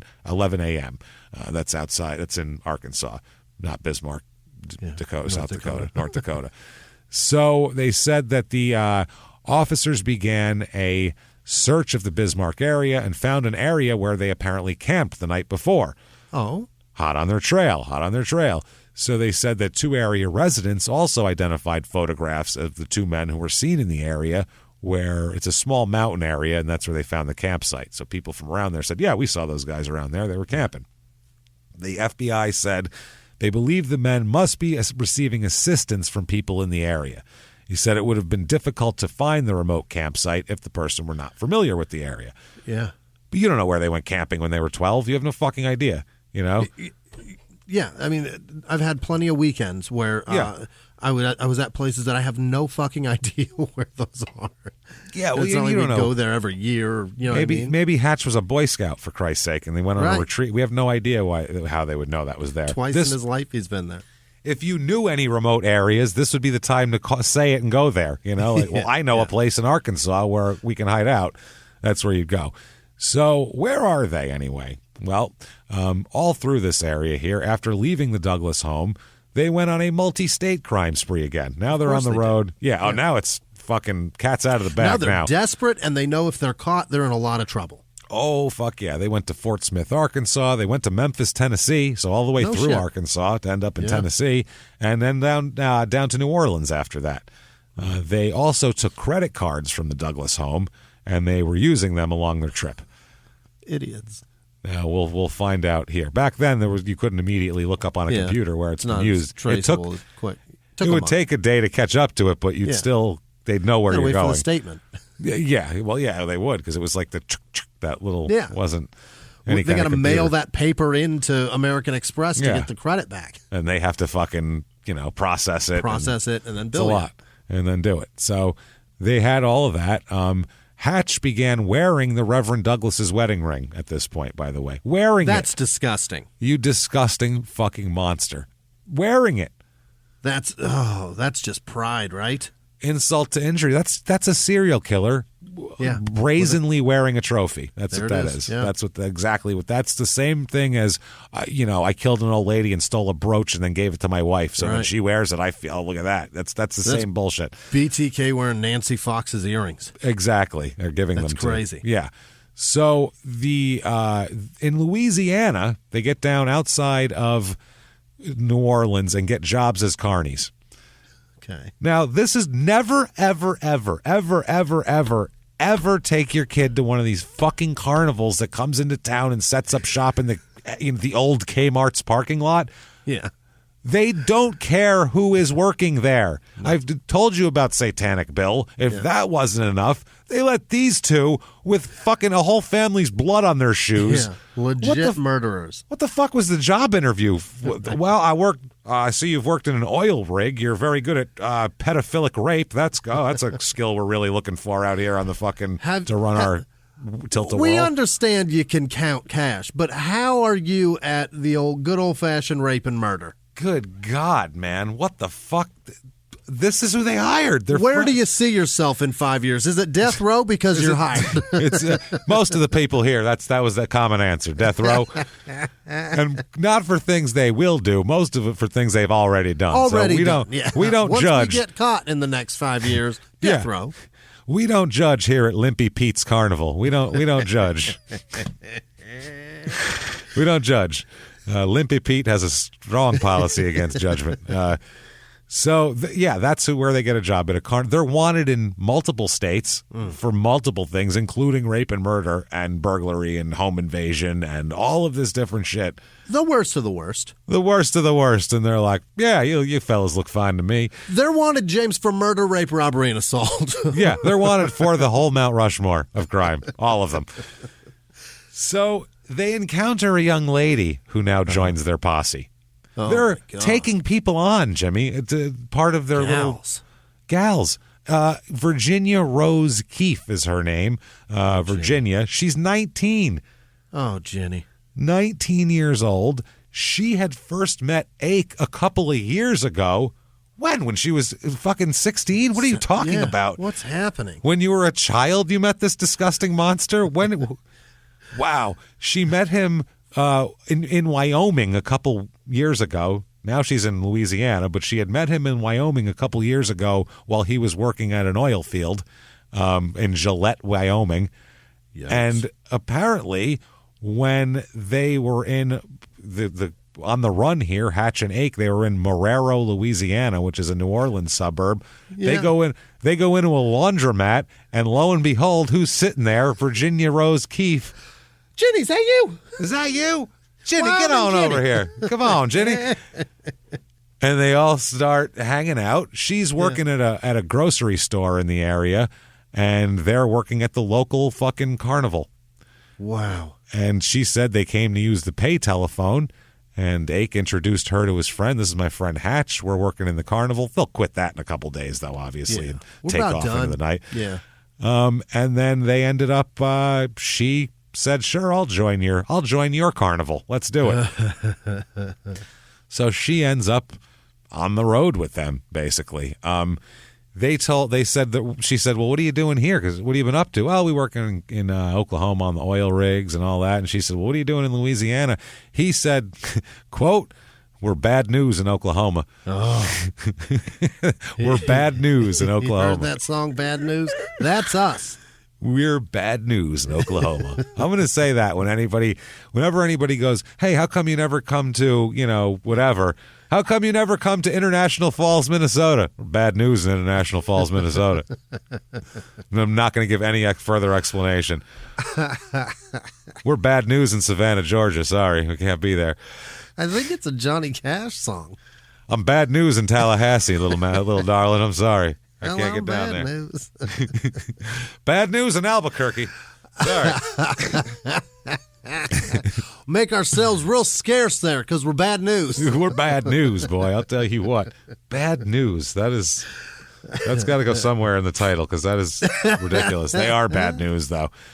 So, she was working in a grocery store. They were working in a carnival in Harvey, which is another town near there. Yeah. And she quits her job to travel with them because her life is going great. I don't want to work at the IGA no more. Yeah, well, let's travel the world. She said she's just been hanging around anyway. She doesn't live there. She's not from there. She lives there now. What does she think I'm bad news means? We're bad news in Oklahoma. Well, what does she think that means? Any room in that car for me? What the fuck kind of decision is that to make? That's a crazy decision to make. That means the police looking for us there. Obviously. Johnny Law don't want me there. Well, he does want me there forever. Yeah, forever. Well, maybe till they kill me. So they, at that point, she said, sure, why not? I'll ride with you. They don't have any car. They've ditched the car long ago, so they're taking buses and shit like that. She apparently had come here from Florida where she just ended a short-lived marriage. She's 19. She's meeting oil rig workers in Wyoming and having short-lived marriages in Florida. No 19-year-old should be at this point. What a life. And then meeting drifters in the laundromat that she knows already in Louisiana at 19. That are how Too old much. at this point? You know what I mean? Like, she shouldn't be around these gentlemen. They're these 25.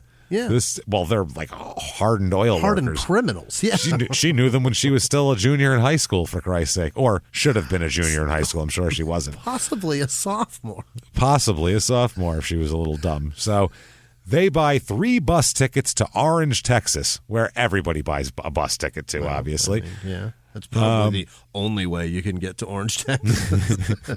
I doubt there's an airport. No one's At least flying not an there. International. No, you got to fly like fucking Frontier or something to get there. That is the Frontier. So they begin to hitchhike on US 87 on the highway there. So they find during this they use a credit card that they have stolen to buy fuel for a stolen sports car that they have as well here. They use Virginia to use Marilyn Douglas's credit card and then sign her name as Marilyn Keefe because she's a gal. So they were using that for purchases. So they travel around for a month. I mean, dude, they're all over the place. A month. They're wanted by everybody, the federal government, for Christ's sake, and they're just all over the place here. They go to the West Coast and back. They're fucking, it's crazy. 70s. Yep. She said she was glad to do it because that short marriage ended and she just needed to get the hell out of here. You know what I mean? And tired of stalking. This is bullshit. Get on the road. Yeah. One time, though, they thought that they were looking for them in Dorothy Jean D's car. That's the car they were looking for. But they were eventually eliminated. This is while they're still on the run, eliminated as suspects in her murder. She was found shot to death in her home after burglars came in and did a home invasion and shot her. Two other suspects, we got a My Cousin Vinny situation going on here. God. Two other suspects had been arrested in connection with the murder. That would be Vinny. That would be, the young Gambini and his friend have been arrested. Yeah. Ralph Macchio and his friend have been arrested for this murder. Meanwhile, these two are in a stolen fucking 1963 Pontiac Tempest with a stolen .357 handgun. It all matches up. Where's Marissa Tomei when we need her, Jimmy? These two men are innocent that they're arresting over here. 6 degrees after top dead center. That's what I mean. Like, obviously, who the fuck doesn't know that? The suspects they arrested are Charles Goodwin and some other guy too. Come on, they're innocent. It's obvious. Wow. It's obvious what happens when they get arrested. So anyway, but they ended up arresting this pair, and they had jewelry identified as belonging to Mrs. D's. So that's kind of hard. But maybe they got them from those guys. Who knows? Who knows? We don't know. We don't know, but we do know this. At some point in their travels, they're in Texas. So during this, Ake had called home, wherever the fuck that is. I guess where his dad and grandfather live, where he got his shit from. Yeah. He called home and found out that he's wanted for murder of the Douglas family. Right. He pretended like he didn't know that for a while. No shit. Really? You don't say. Is that right? Is that right? Goddamn. That is curious. They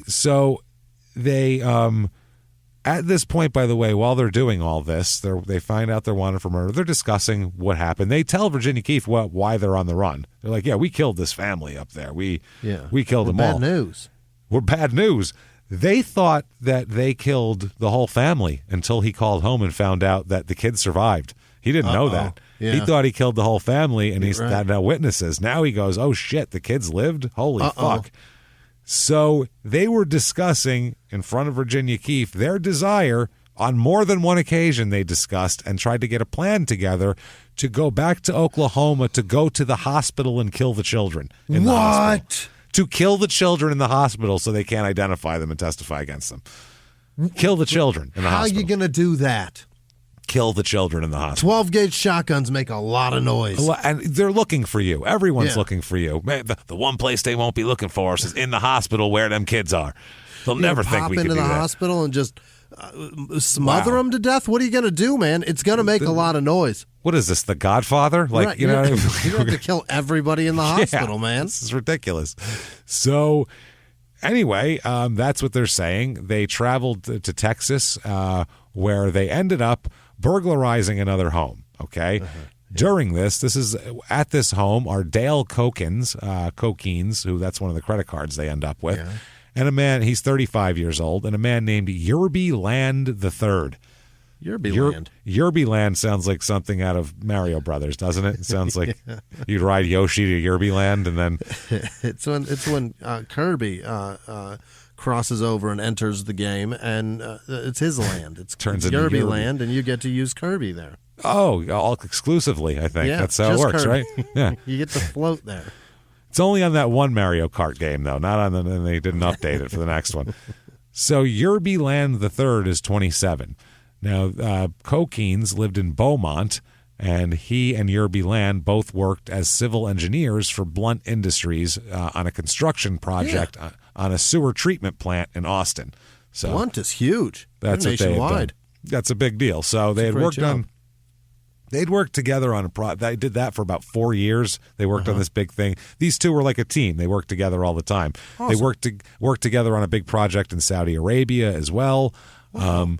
Land's father is like an executive and a longtime employee at Blunt as well. Okay. So they're a legacy even. So what happened is Ake and Hatch were arrested at one point later on when we talk about this. When they're arrested later, they are driving Land's silver 280Z Datsun. Okay? Rad car. Yeah, those are cool little cars, especially that was like when they first kind of came out too, like that, where they were cool with the long hood and the short back. Yeah, pretty fucking cool.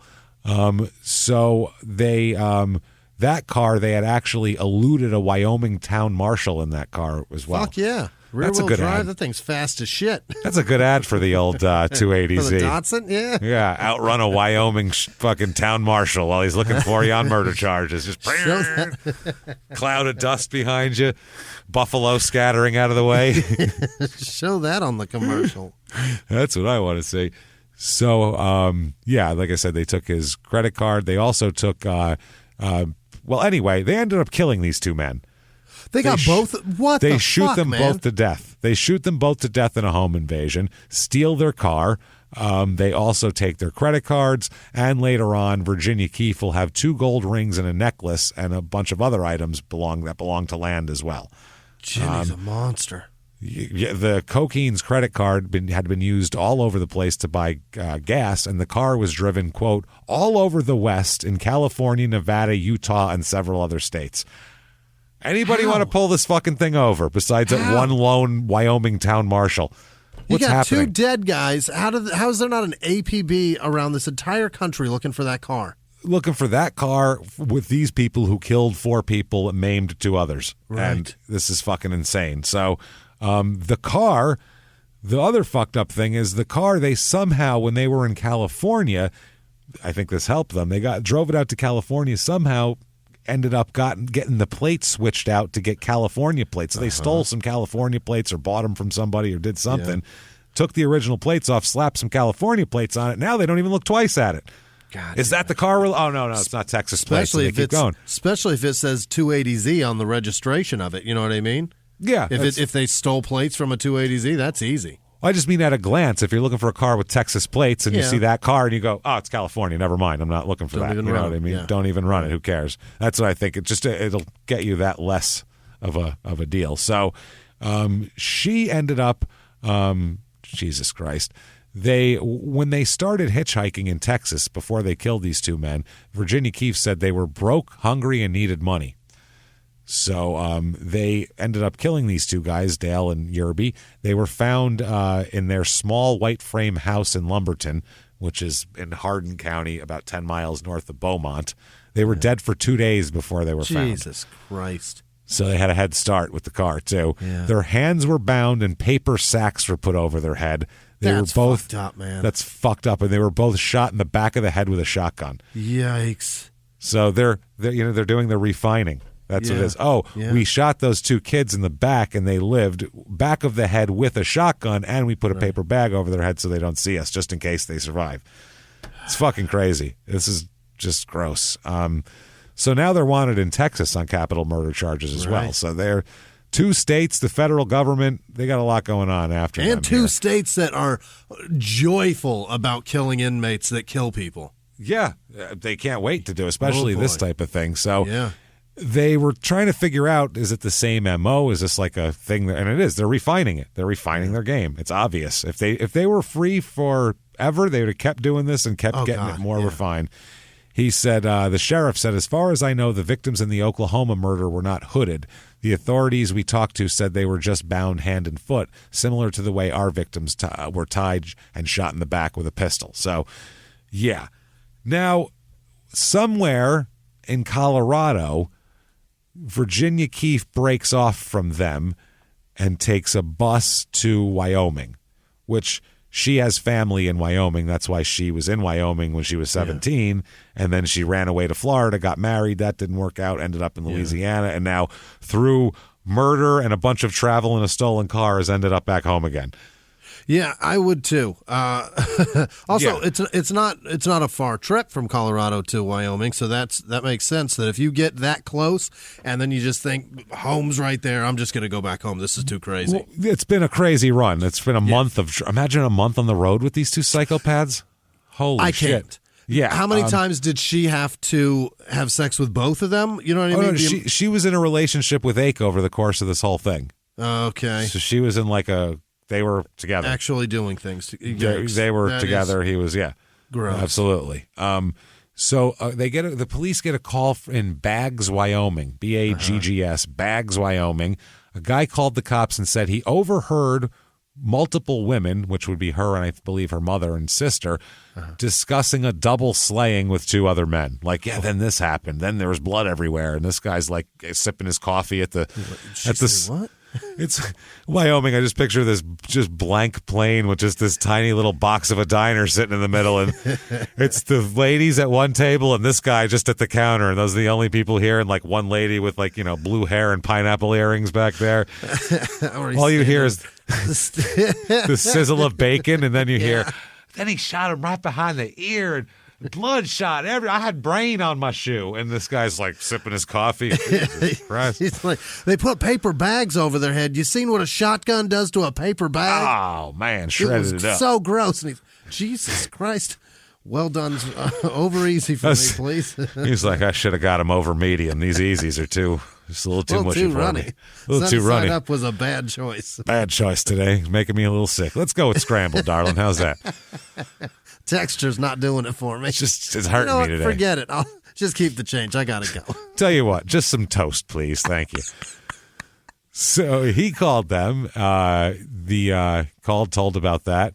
It was at this point where they almost caught the guys, but they escaped from the marshal in the 280Z. Yeah. So that's how that happened. So then, but they ended up getting Virginia Keefe because the men drove away and Virginia was still sitting there, so they got her and talked to her. So then Texas officials fly to Wyoming to take her into custody and to talk to her, obviously, about the killing of people there. They take her in. She said she left Wyoming, headed for the southeast United States, like we said, reunited with Ake, traveled around the West Coast. In her interview, they said, quote, "Did you sleep with him?" She said, "Yes." They said, "Did you love him?" She said, "No." And then it went from we were all doing this to they forced me to purchase goods with credit cards owned by Mrs. Douglas. And they said, "Well, why'd you forge the dead woman's name?" She said, "Because if I didn't, I'd be killed too." Right. And she said, they said, "By whom?" She said, "Both of them. They both threatened me." So, she said at this point, they end up releasing her to the care of her mother. Yeah, they don't hold her, by the way. Not even as an accomplice. They question her and then release her as we'll figure it out later. We'll come get you if we need you. Don't go anywhere type of thing. I guess if they're nice to her and she thinks she's gotten away with whatever she's gotten away with, she'll probably remain because, you know what I mean? Yeah. She kind of needs her family. They end up never charging her with anything. Stop this. Nothing, Jimmy. Nothing. Right now. Nothing. They actually Get out of here. You go right to your room. What? They say she's never been charged, and Gorky, who is one of the sheriffs, said that once they are caught, the men, and their trials are over, she's free to go where she wishes. What are you talking about? In the fog. They killed a guy. She stayed with them for another month. They killed two guys that she was there. She had the dude's shit. She had a bunch of their stuff, of the dude's stuff. She's doing the credit card stuff.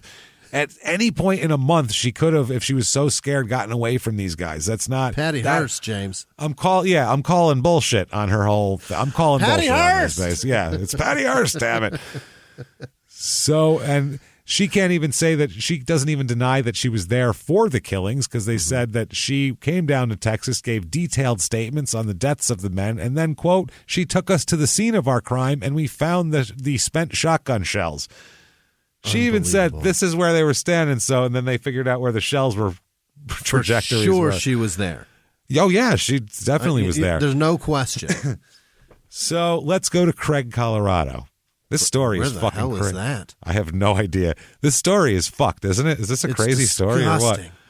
So Craig, Colorado, all right, where they encounter a rancher named Mike Pondella, all right?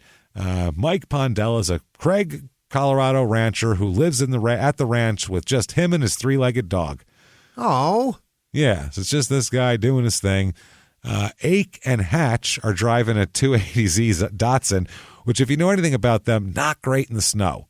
No. Not great in the snow. That rear-wheel drive is a pain in the dick in the snow. And it's so light, you're going nowhere. Yeah. You're just spinning in circles. So they get stuck in the snow northeast of Craig, Colorado. So they trudge through the snow, Ake and Hatch. Oh, I mean, we've seen the Donner shit. Like, bad things can happen here until they encounter a cabin. Yeah. In that cabin, Mike Pondella and his three-legged dog. Yep. They approach the cabin. They immediately kill the dog. Oh, what the fuck, man? They bum rush this dog house is and suffering shoot the dog. enough. Motherfucker. Yeah. So they've raped a child and killed a three-legged dog. Like, you can't get worse. The worst people. The worst fucking people I could imagine. Like, what would be worse, honestly? If they raped the dog first, that's the only way it's worse. That's the only way it's worse. Took turns on the dog and then fucking killed it. Well, making the guy watch or something. I don't know what the fuck. So they kill the dog, and the man, at gunpoint here and is worried. He gives them beer. He goes, "You guys want some beer?" Like, I don't know what the fuck else to do here. Don't kill me. You can't kill a guy giving you beer, right? Right. So they drink some beer, and then Ake and Hatch must have been fucking tired from trudging through the snow and everything. And trudge through snow, then drink beer. You will sleep very well. You'll snooze. Especially in a quiet cabin with snow falling. Oh, that sounds amazing. I want to do that right now. You can hear it land. It's so soft. With dog blood on your pants. You know how it is. Oh, God. Gross.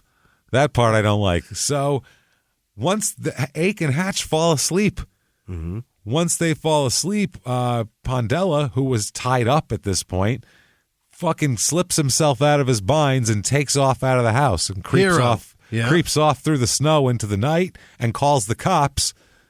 The Hatch and Ake wake up to the house being surrounded by cops.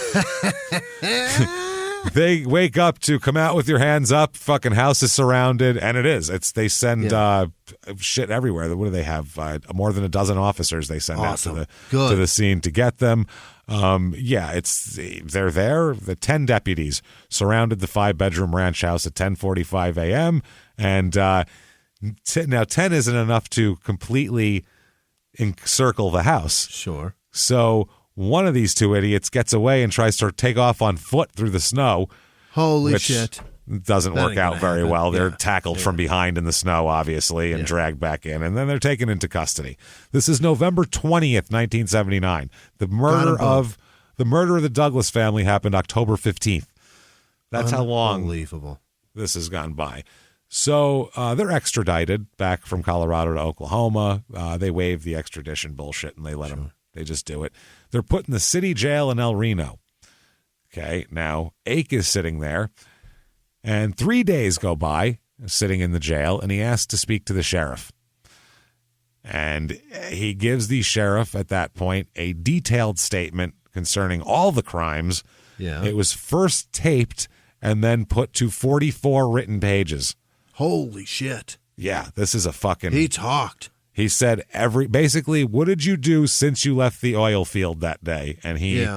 44 pages worth. Yeah. You got more paper? You're going to need more paper. Trust me. Just believe me. Get more of both. Just go to the storage room and just get everything you can. It's going to be a lot. So 44 pages, and, he signs it and everything. And he acts funny, though, is the other thing. He acts very funny, and they get him checked out when he does his original deal. They want him checked out by a mental health facility. Because, first of all, the things he does are terrible, and he's acting really weird while he makes this confession. So Dr. R.D. Garcia, who is the chief forensic psychiatrist at Eastern State Hospital, he sits down with Ake, says, what's happening? What's shaking, big guy? You know, what you got happening? Yeah, that's what's going on. So he sits him down, and Ake very calmly explains to him what's going on. He says, listen, I get you guys have a job to do. I understand. The cops have a job to do. You have a job to do. Everybody has their job to do. Guy dropping fries at McDonald's, he's got a job to do. But so do I. That's the thing. I have a job to do as well. And currently, and you're fucking it up, by the way, as a sidebar, you're really fucking up what I'm trying to do here. I'm on an assignment from God. Understand? Boy.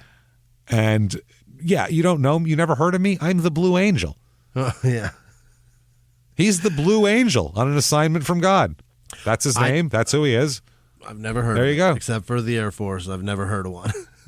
Glenn Burton Ake. I'm Johnny Vendover, and I'm the Blue Angel on an assignment from God. Whatever one you want to call me, it's fine. Yeah. It's, my family also called me Scooter when I was a kid. If you want to use that, that's fine too. I'll answer to that. Hey, everybody. Just going to take a quick break from the show to tell you a little bit about Sono Bello. The most known secret with celebrities and influencers and all these famous people is so many of them have had lipo. They've had lipo, whether it's a little touch-up here or a total makeover. Yeah. Nobody has a perfect body. That's the thing. No. They may look like it on TV, but there's things that help that. Absolutely. Lipo now has changed, and Sono Bello's been at the forefront with using LAL technology and getting those beautiful and natural outcomes for each person. Looking real natural. Our friends at Sono Bello are offering their best deal. You're now included in their winter savings event, but appointments are limited, so please get on this. Sono Bello doctors are masters in micro laser fat removal, a brilliant technique that removes stubborn fat permanently wherever your problem areas are. Tummy, love handles, thighs, arms, it's gone in one comfortable visit. Eating healthy and workouts are great. Keep doing that, but if you want to lose that stubborn fat in one visit, check out Sono Bello. Save big during their winter savings event. Schedule your free consultation now at sonobello.com/smalltownmurder. That's sonobello.com/smalltownmurder. Now back to the show.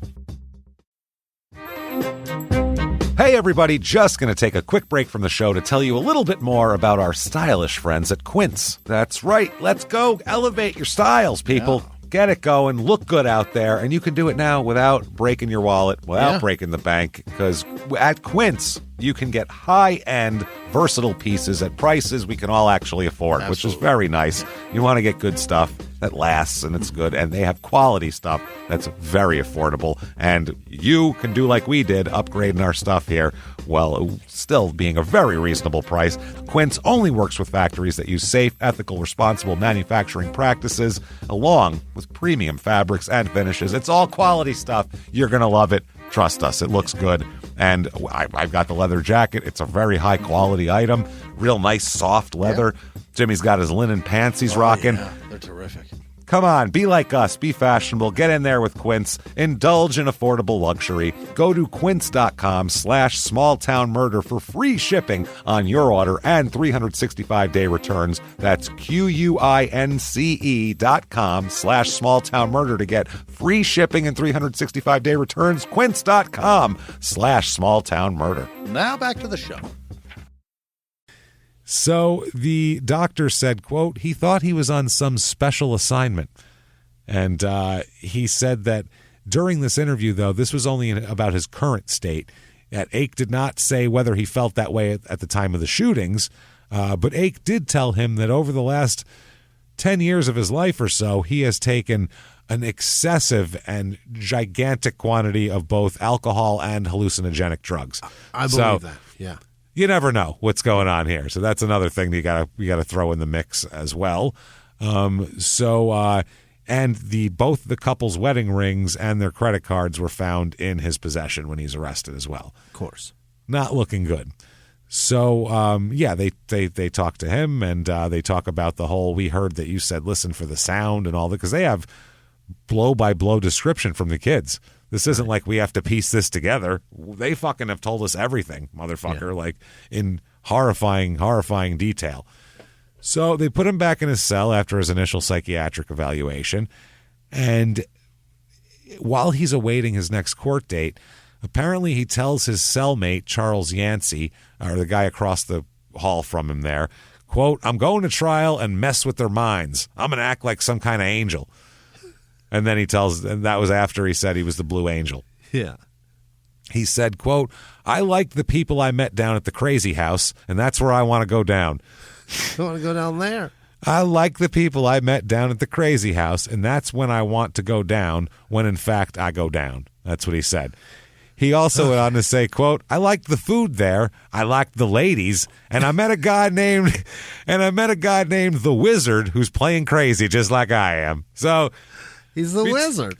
This is like the Copa down there in the 60s. Like it's swinging. It's swinging. They got the ladies. You got the food down there. They pudding. Good bands in every night. It's a swinging time. There's some dude named the Wizard. He's pretty cool to hang out with. He's bullshitting him. He has no idea. Come on down to the crazy house, everybody. It's where the fun is. Ladies, pudding, fucking wizards. It's all there for the taking. Down at the crazy house. Oh, God.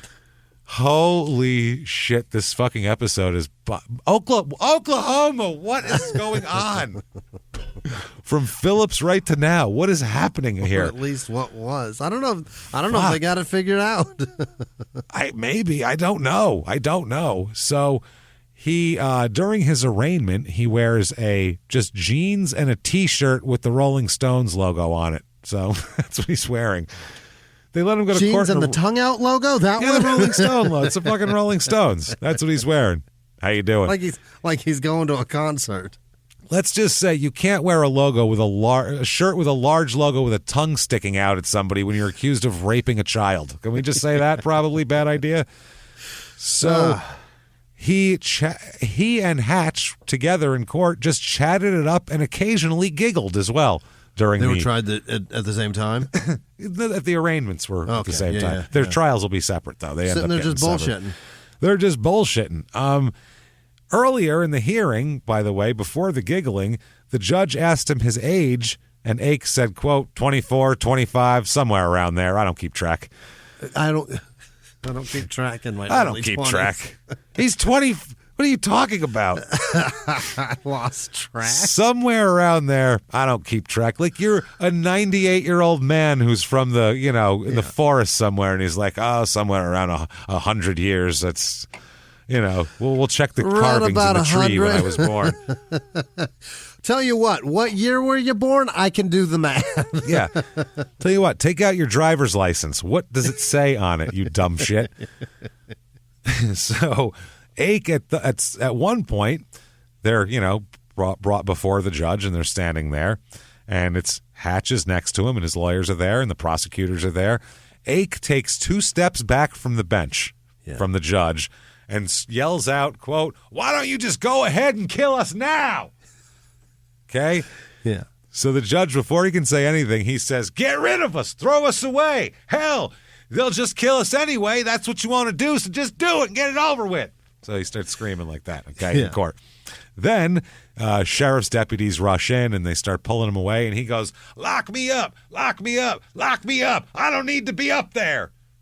Up where? I don't know where up is, but lock him up.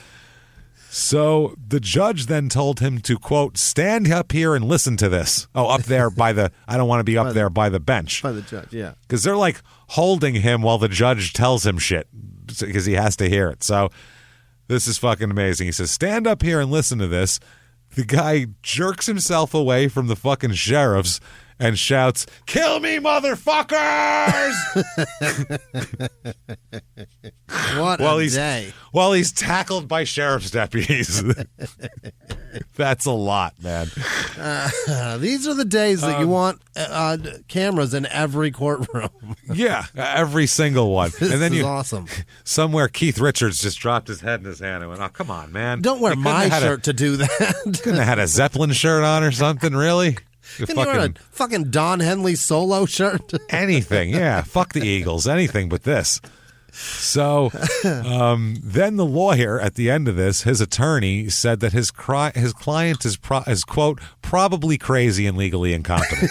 Just off the bat. Probably. Give you just a quick read. I'm no medical expert, but on a quick read, he just freed himself from sheriff's deputies while screaming, "Kill me, motherfucker," at the judge. That's probably...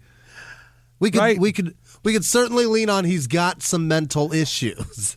At least we should probably get him checked over. What do you say? Likely not altogether. He's probably got something underlying, lingering, maybe. Put him up on the lift and poke around a little bit. How's that about it? So give him one of those 51-point inspections. That's wild. So the district attorney said that the outburst was not surprising later on. He said, quote, "He's been yelling and screaming over in jail for some time now." He does it at home. He's going to do it here. Unreal. So Hatch has his own story, though. Yeah. Hatch has his own version of events that he gives. He said, yes, okay, fine. I carried a sawed-off double-barreled shotgun into the house. Yeah, you got me there. Gee, call me a terrible guy. Yeah. Who doesn't do that? He said, but it was unloaded and I didn't even have any shells on me. It was just a shotgun. It was totally unloaded. It was a prop. That's not the answer. It's not helping.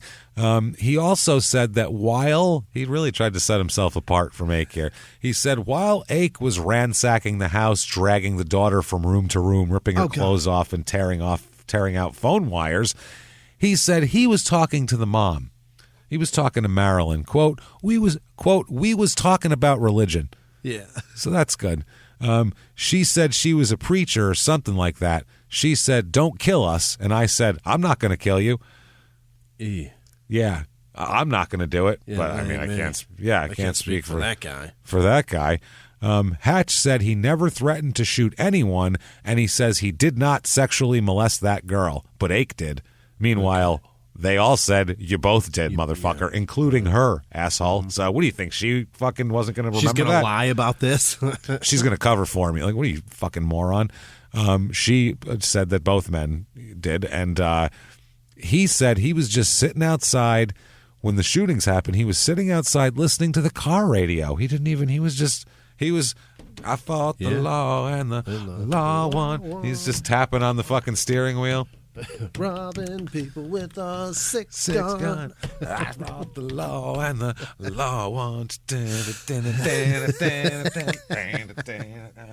Oh, small baby, I feel so bad. I guess my race is run. Bang, bang, bang. Yeah. Oh, no. What was that? Is that in the song? I know in the song there's a pop, pop, pop, but it usually sounds like a snare drum. That sounded like a 357 about 30 feet yonder. That's a different it's a different sound here. Oh, my God. Thankfully, that song wasn't about rape, so that's good. No, it was not. So they end up, they're doing all of this shit, and he said that he didn't know anything about anything until Ake told him 30 minutes after they pulled away. He told him what happened. They drove for a half hour before he said anything. You didn't hear a 357 go off. You don't say, hey, dog, say. Yeah, like at least 5 miles down the road. So you're going to tell me what the fuck just happened? There was a lot of shots, man. I heard shots. You have blood all over you. There's brain matter on you. What up with that? No. Maybe an explanation? Where are we going, dog? Then he says he was afraid to split up with Ake after the shootings because, quote, I was afraid I'd get shot too. No, motherfucker. No. You have already committed home invasions with this person. What the fuck are you talking about? You're in this, asshole. You both raped together. It's pretty goddamn gross. You both raped kids together. He said that he did attempt to leave Ake at one point in Battle Mountain, Nevada, about 4 days before they were arrested, but he said Ake stabbed him with a pocket knife when he tried to leave. The Swiss Army, huh? Yeah, he lifted up his shirt tail to show the judge a very small scar, which he said that was where he stabbed me. So, yeah. He said that a few days later there, Jesus Christ, he said, they said, did you ever leave Glen Ake? And he said, no. They said, why not? I was scared. What were you scared of? I was afraid I'd get killed too. You know, he said killed. I just know he's that kind of guy. We was talking about religion. He said all that shit. Now, Ake has a court hearing. Now, this is after he's been unable to discuss key aspects of the murder, is what the lawyer says, because the guy is in a mental hospital and he's not being cooperative. This is what Ake's lawyer says. He says that it's a tremendous disadvantage for him in preparing for a trial, because he said, every time I get with my client, quote, he growls at me and he laughs at me and he cuts up in open court. He growls at me? Don't growl at your defense attorney. The hell is wrong with you? This poor public defender. Hard for the insanity shit. Imagine you're this public defender. You went to law school. Your parents were like, oh, he's going to be a lawyer. They told all their friends, and everybody's so proud of you. You went to law school. You passed the bar. You have all the student loan debt. You're doing all this shit. You put on your fucking $120 Men's Warehouse suit that you could patch enough money together so you look decent in court. You're doing all this shit. $300. Yeah, and then you get there, and your client's like, and you're like, what the I'm barely getting paid for this. Fuck you. Mr. Ake, how are you? You son of a bitch. I killed a three-legged dog and took over his soul. Join me. So I had to drink vanilla coffee this morning. Stop this. This is ridiculous. So he growls at me, laughs at me, and then cuts up in open court. I don't need to be laughed at by my murder suspect client either. So during one of his arraignment or one of his court hearings, his behavior is so bizarre. That's how he ended up in the mental hospital. The judge ordered him to be examined by a psychiatrist. Yeah. Okay. So the examining psychiatrist reported, and I quote, at times, Ake appears to be frankly delusional. He claims to be the, quote, sword of vengeance of the Lord, and that he will sit at the left hand of God in heaven. Well, that's he's the sword of vengeance of the Lord. Wow. He's the left-hand man. He's the left-hand man. Well, I mean, Jesus is at the right hand. I mean, what are you talking about here? Obviously. I mean, come on. I'm not dumb. I'm not a fucking idiot. I know he's at the right. I'm not going to displace the guy's son. You know what I mean? I'm going to be the left-hand man. And they call that, it's usually the sword of vengeance is what whoever's at the left, that's your sword of vengeance. The right side is clearly the loving, caring Jesus. It's the loving side. The other side. You get over to the left side, sword of vengeance, blue angel. You know how it works. I don't need to fucking tell you. I take care of the things. You just know what I'm talking about. Get the fuck out of here. You know what I mean? I don't think I got to go into specifics. Yeah. So the sword of vengeance of the Lord, and that he will sit at the left hand of God in heaven. Duh. Okay. Mm-hmm. He diagnosed Ake as a probable paranoid schizophrenic and recommended a prolonged psychiatric evaluation to determine how batshit he is, basically. Yeah. So he is committed to a state mental hospital to be examined with respect to his, quote, present sanity and for competency for trial. So the court held a competency hearing again, and the psychiatrist testified, quote, Ake is a psychotic. That's his opening. Okay. That's his headline. He's good at headlines. Ake is a psychotic. I'm listening. His psychiatric diagnosis was that of paranoid schizophrenia, chronic with exacerbation. That is, with current upset, and that in addition, he is dangerous. Because of the severity of his mental illness and because of the intensities of his rage, poor control, his delusions, he requires maximum security facility with, I believe, the state psychiatric hospital system. So that's what they're saying here. To a specific question, they said they asked whether him consuming drugs or alcohol would make this worse, basically. Yeah. He said that it couldn't help, basically. Yeah. I mean, it don't hurt. It's a very scientific opinion. That's a forensic opinion right there. Don't hurt. So the court found him to be a mentally ill person in need of care and treatment and incompetent to currently stand trial, and ordered to be committed to the state mental hospital until he is fit to stand trial. Sure. So 6 weeks later, a scant 6 weeks later, the chief forensic psychiatrist informed the court that Ake had become competent. Oh, way to heal, sir. I know we're making a lot of commercials today, but I'm telling you, the state psychiatric hospital, psychotic to competent in 6 weeks. No problem. We can do it. Money back. Bring him in. Wow. That's quick. The quick turnaround. The flip-flop right there. Schizophrenic with aggravators to sane. He's good. In 6 weeks. To good now. 6 weeks. Okay, sure. So at the time, though, why he is fit to stand trial, as long as he continues to be given his medication, his antipsychotic drug Thorazine. Oh, shit. Where they're going hard. He is receiving thrice daily injections of 200 milligrams of Thorazine. He's just drooling. You could fucking make an elephant calm. You could make a rampaging. You could make Curious George in the middle of ripping the yellow fucking guy's face off. You give him fucking 200 milligrams of Thorazine. He'll calm the fuck down quick. And then hit him again. And one more time for good measure. And one more time. His breakfast, lunch, and dinner is 200 milligrams of Thorazine. That's a lot of Thorazine, man. That's a lot of drug, dude. That's calming somebody the fuck down. You can calm anybody down because you could calm an angry zoo animal down with that kind of fucking drug. Jesus Christ Almighty! Yeah, they probably wheeled him in like Hannibal Lecter and just stood him there. He's just like, huh? Do you know where you are? Not really. Like, that's so you crazy. Just drooled on your shoes, sir. Uh-huh. No, I can't do anything about it. He just goes, uh-huh. Yeah. I know. I got no.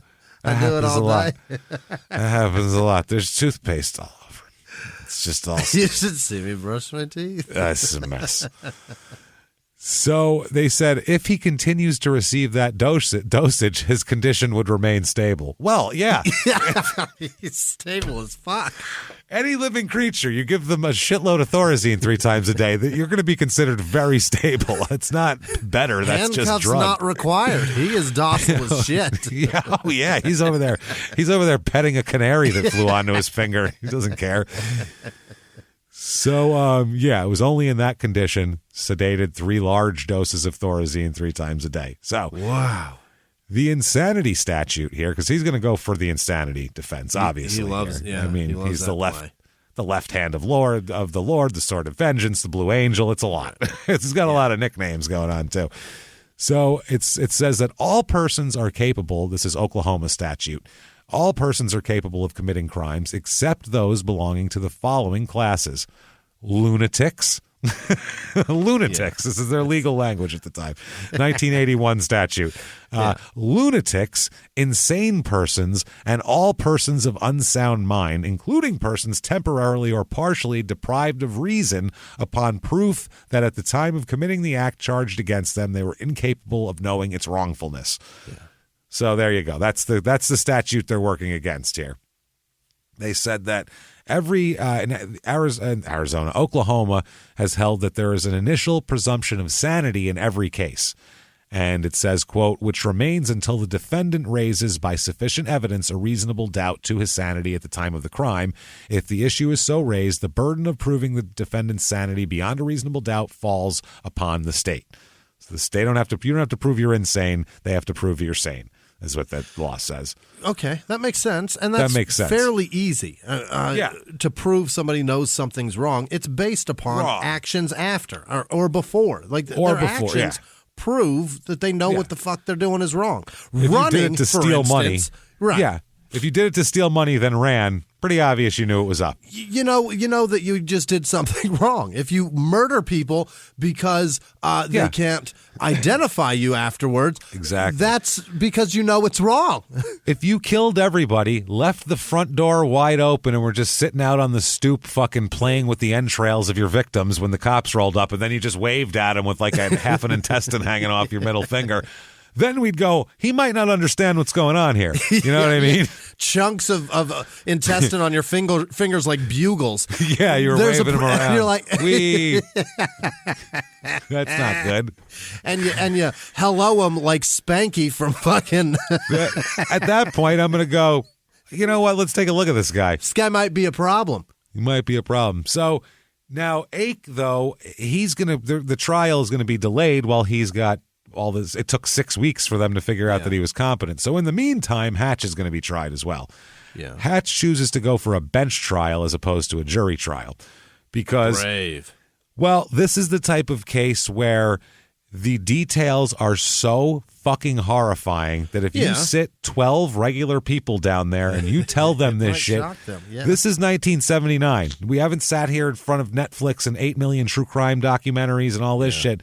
You don't know shit in 1979. This in rural Oklahoma, this is going to blow their fucking hair back, dude. They're going to be like, ruin their day. Somebody's going to jump out of the jury box and try to strangle this guy when they hear about what he's doing to 12-year-olds and all this shit. So right, but when a judge hears that, and he has an 11-year-old daughter, you know what I mean? He's going to certainly make sure this guy can't do this again. But I think a lawyer is going to tell you a judge is less likely to sentence with emotion than a jury is. A judge has heard it all before. It's like when a homicide. When a homicide detective comes upon a horrible scene, they don't go, "Oh my God, gee, it's so horrible." They just come in and they go, "All right, there's that and there's that and there's that." Whereas if you took me and brought me in there, I'd be like, "Oh my God, look where his head is. Oh my God!" And they'd have to take me out of there. Yeah. I don't know how these guys. I don't know how Gil and Salerno did that. It didn't do that at every fucking scene. Like, I don't know how you become a murder cop and not behave that way every single day. And that's why they're hoping that the judge is not going to have that reaction, whereas the people in the jury would. And the judge will go, "Yeah, I've heard that before. Yeah, I've heard of that one before." So that's his only hope at this point, because it's terrible. There's 2 live witnesses telling what the horrible details of what you did to them. It's disgusting. So, and Hatch can act like I talked to mom about religion and I don't just listen to the car radio. You also raped a 12-year-old, you fucking scumbag. Right. So even if the rest of it's true, I don't give a shit. In the commission of a murder, fuck you. Yeah, right. So, anyway, Hatch, during the trial, he takes the stand as the final defense witness and denies any part in the slayings. I would never do that. I never knew that was going to happen. Said he had no shells for the sawed-off shotgun and never planned to do anything to anybody. Thought they were just robbing the place. Good God, it's all so terrible. So the judge deliberates for about an hour and 15 minutes. Yeah. So the judge went back. He ate a sandwich. He took his robe off and stretched out for a while. Maybe took a nap on the couch. Came out an hour and 15 minutes later, and he finds him, do I need to even tell you, guilty of murder, regardless of who pulled the trigger, because he was a participant in an armed robbery in which the slayings occurred.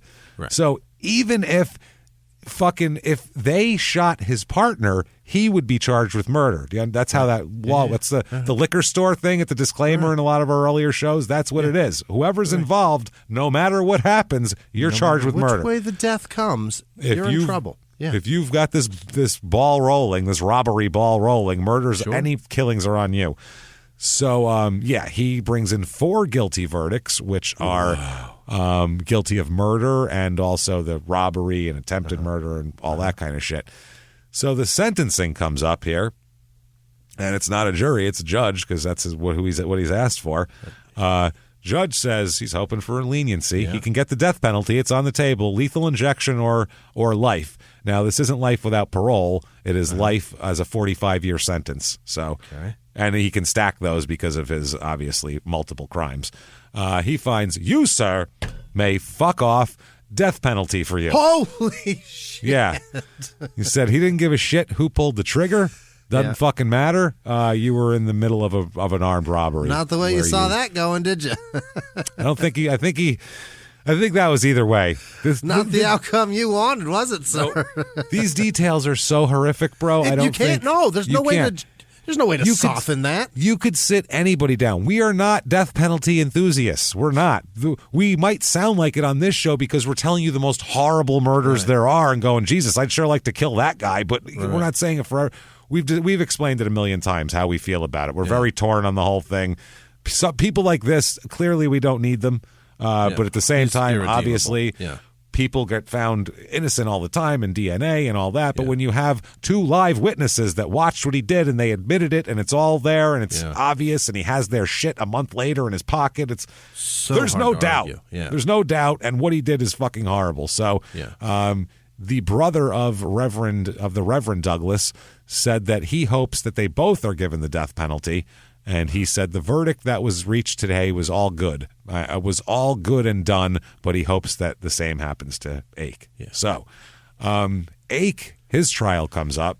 Oh, boy. He might be the worst of the two, right? He's certainly by the far. Worst of the two. Oh, yeah. God, yeah. He's the one driving all this. Yeah. Absolutely. He's the one that's like, let's put some stank on it. You know what I mean? Yikes, let's not just rob a gas station and take what's in the drawer. Boy. Yeah. So the newspaper, by the way, describes him coming into court. They keep describing him the same way, and it's hilarious. Quote, the portly Ake, his hair trimmed to a buzz cut.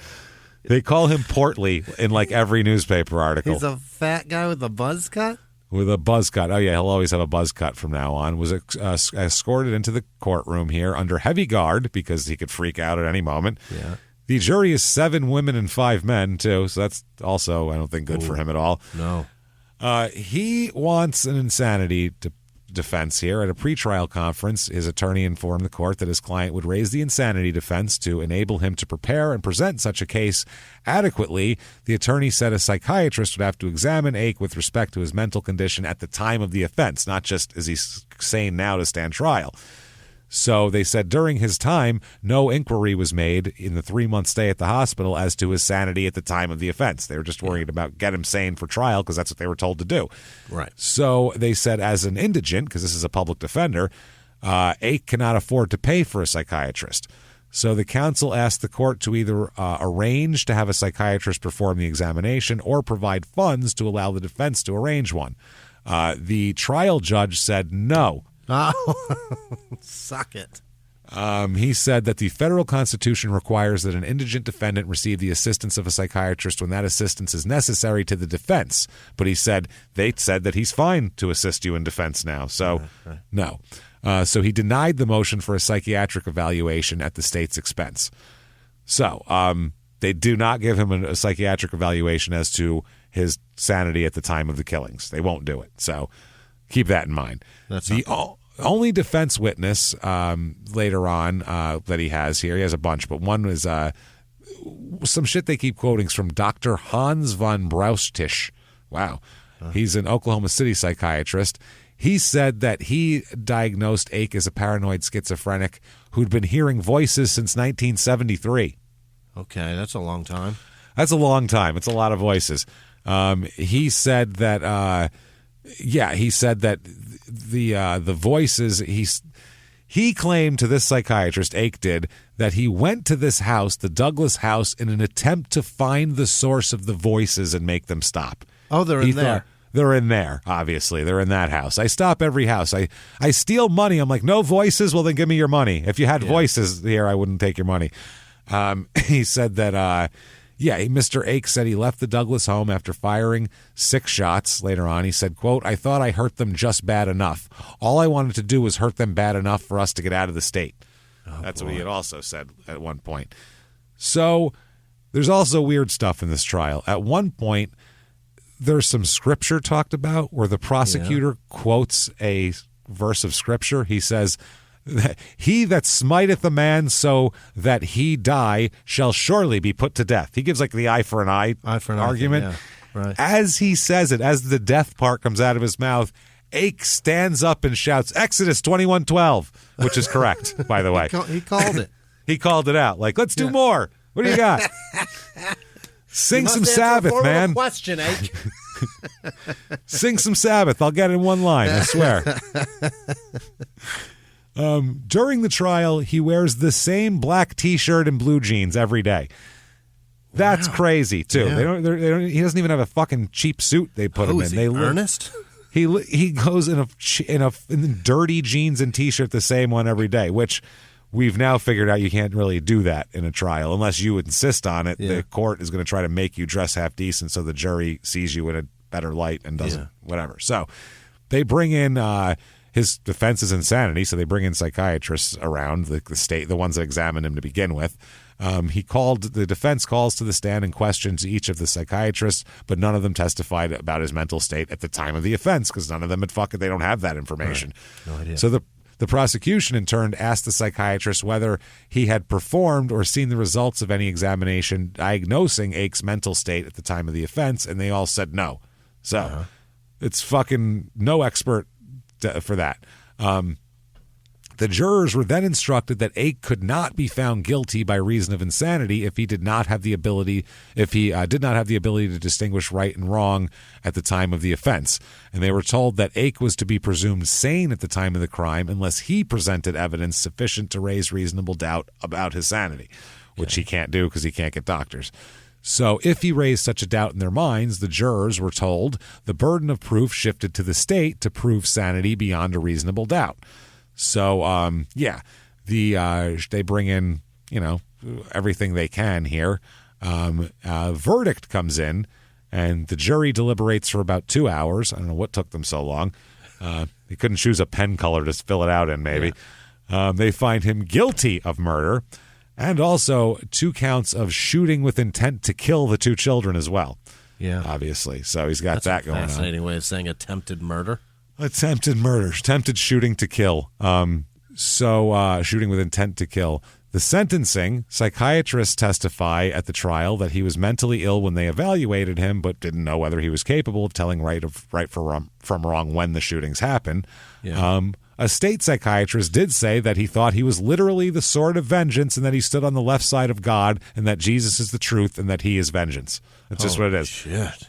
Jesus is the truth on the right side. It's kind of like the devil and the angel on your shoulder in a cartoon. It's the same type of thing. You got Jesus and you got the sword of vengeance, old Ake over here. You know how it goes. Another psychiatrist said without the Thorazine, he considers Ake a very dangerous man. Yeah, I would say so.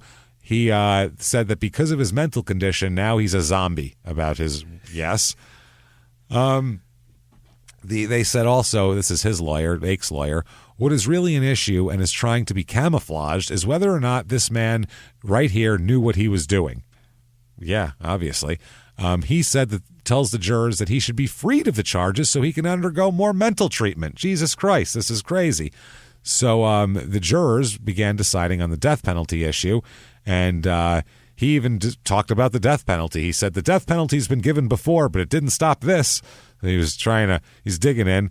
The panel, the jury, now the jury's going to give recommendations. Judge gives a sentence. Yeah. They recommend 500-year sentences for each attempted murder conviction. 500 years on each. Okay. And then they spent about 40 minutes in the second phase choosing between death penalty or life imprisonment for the actual murders here.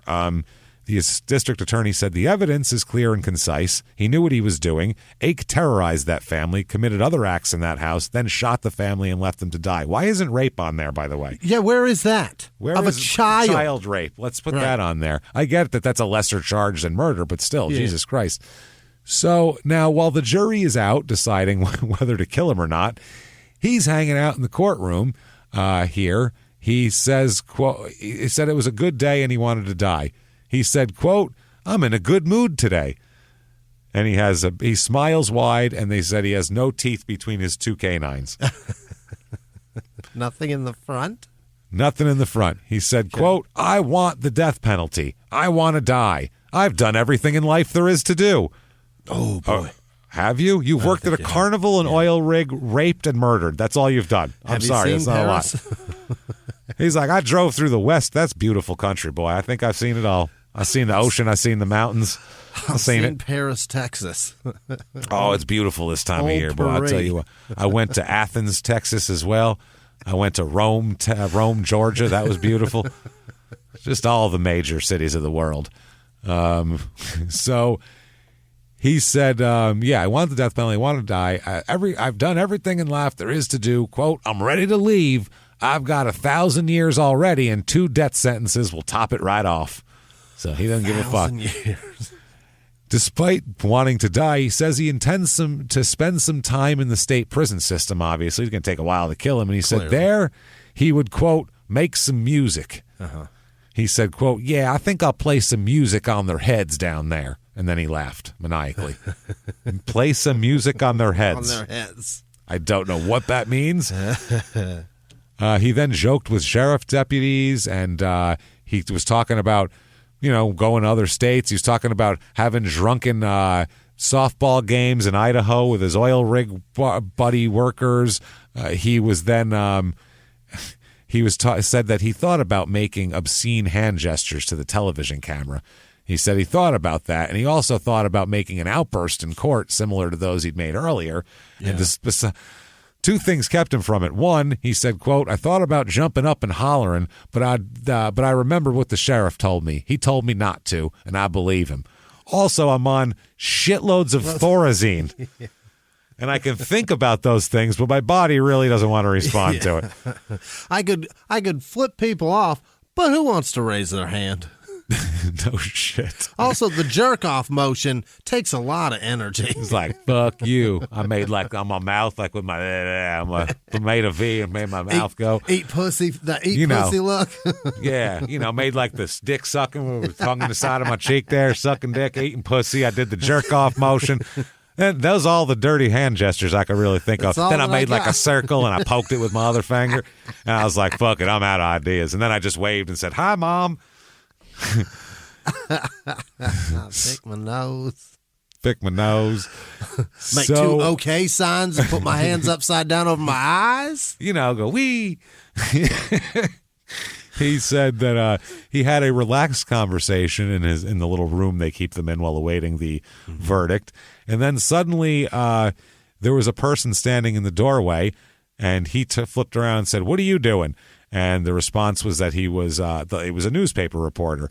So Ake said, "Hey, this is a private conversation. Are you going to quote me in the paper? Shut the door." And then he stared at him until somebody shut the door on him. So the sheriff at that point said that Ake usually acts this way around the deputies. He's a jokester. He's that kind of guy. He says, quote, "He's not insane. That's what I've been saying all along." He don't mean no harm. He's certainly an asshole. That's a positive. He's an enormous piece of shit. Huge piece of shit. So the judge comes back out, and the jury does it, but the judge is going to give it to him, and he says, "You, sir, may fuck off. Death penalty for you, too. Yahtzee. And 1,000 years." Oh, take it hard. Taking it hard. Oh, boy.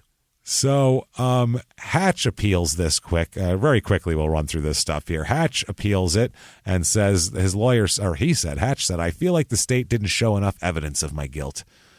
It didn't show enough evidence of my guilt. I mean, there's dead people. You were there. You helped. That's enough. Yeah. He's been denied a bunch of requests for a new trial, and you can keep on keeping on, shitbag.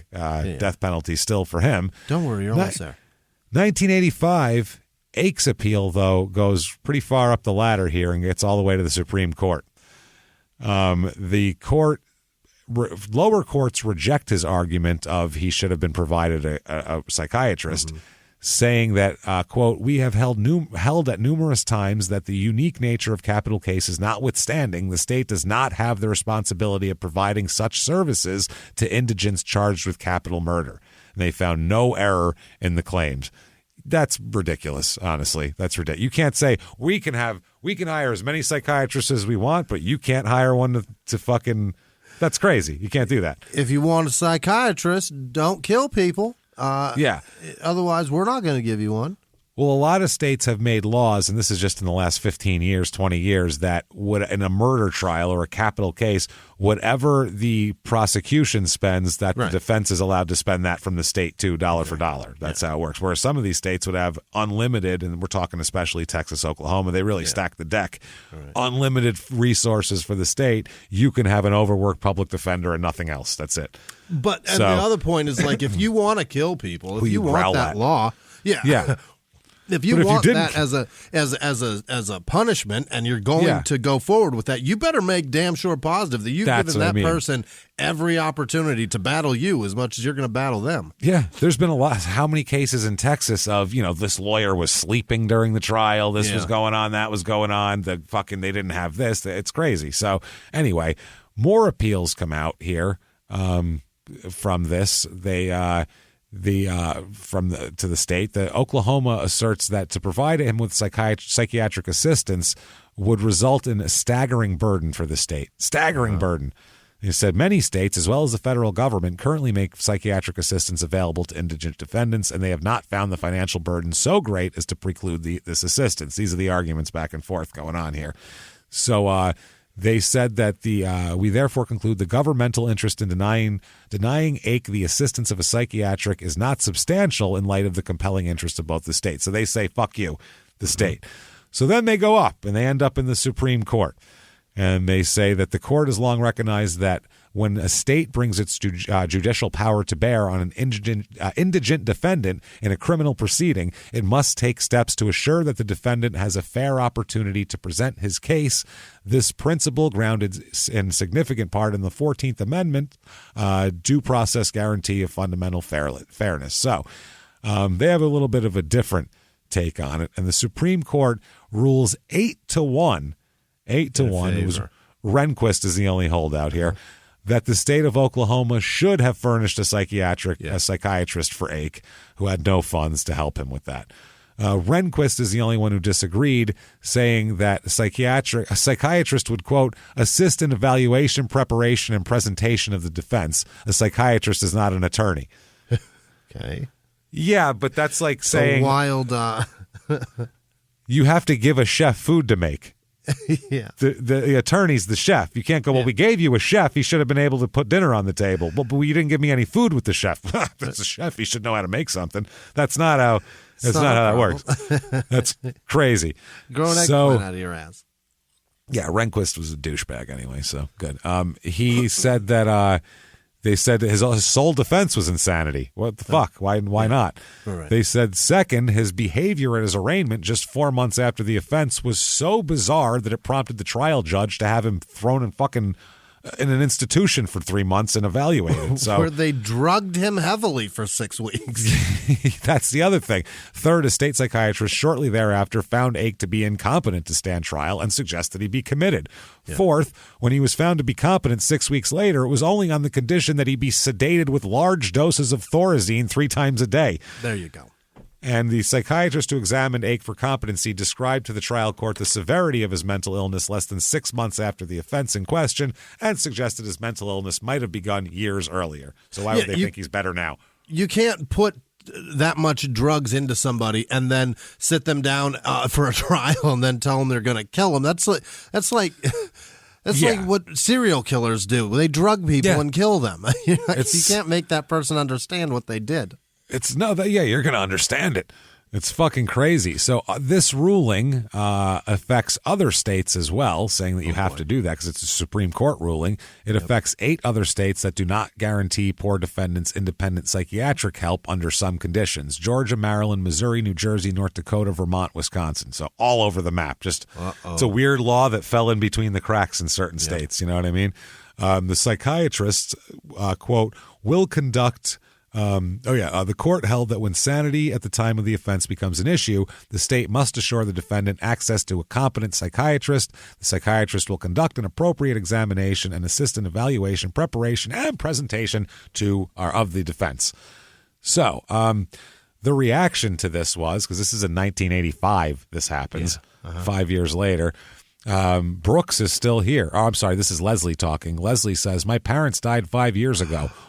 Why is he allowed to walk around? That's how I feel about it. She, at that point, was a student at Oklahoma State University.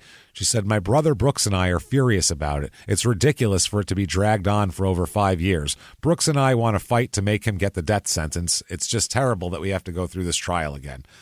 So he gets a new trial out of this. Good for her. That's what the Supreme... Yeah. Being a hero and doing it.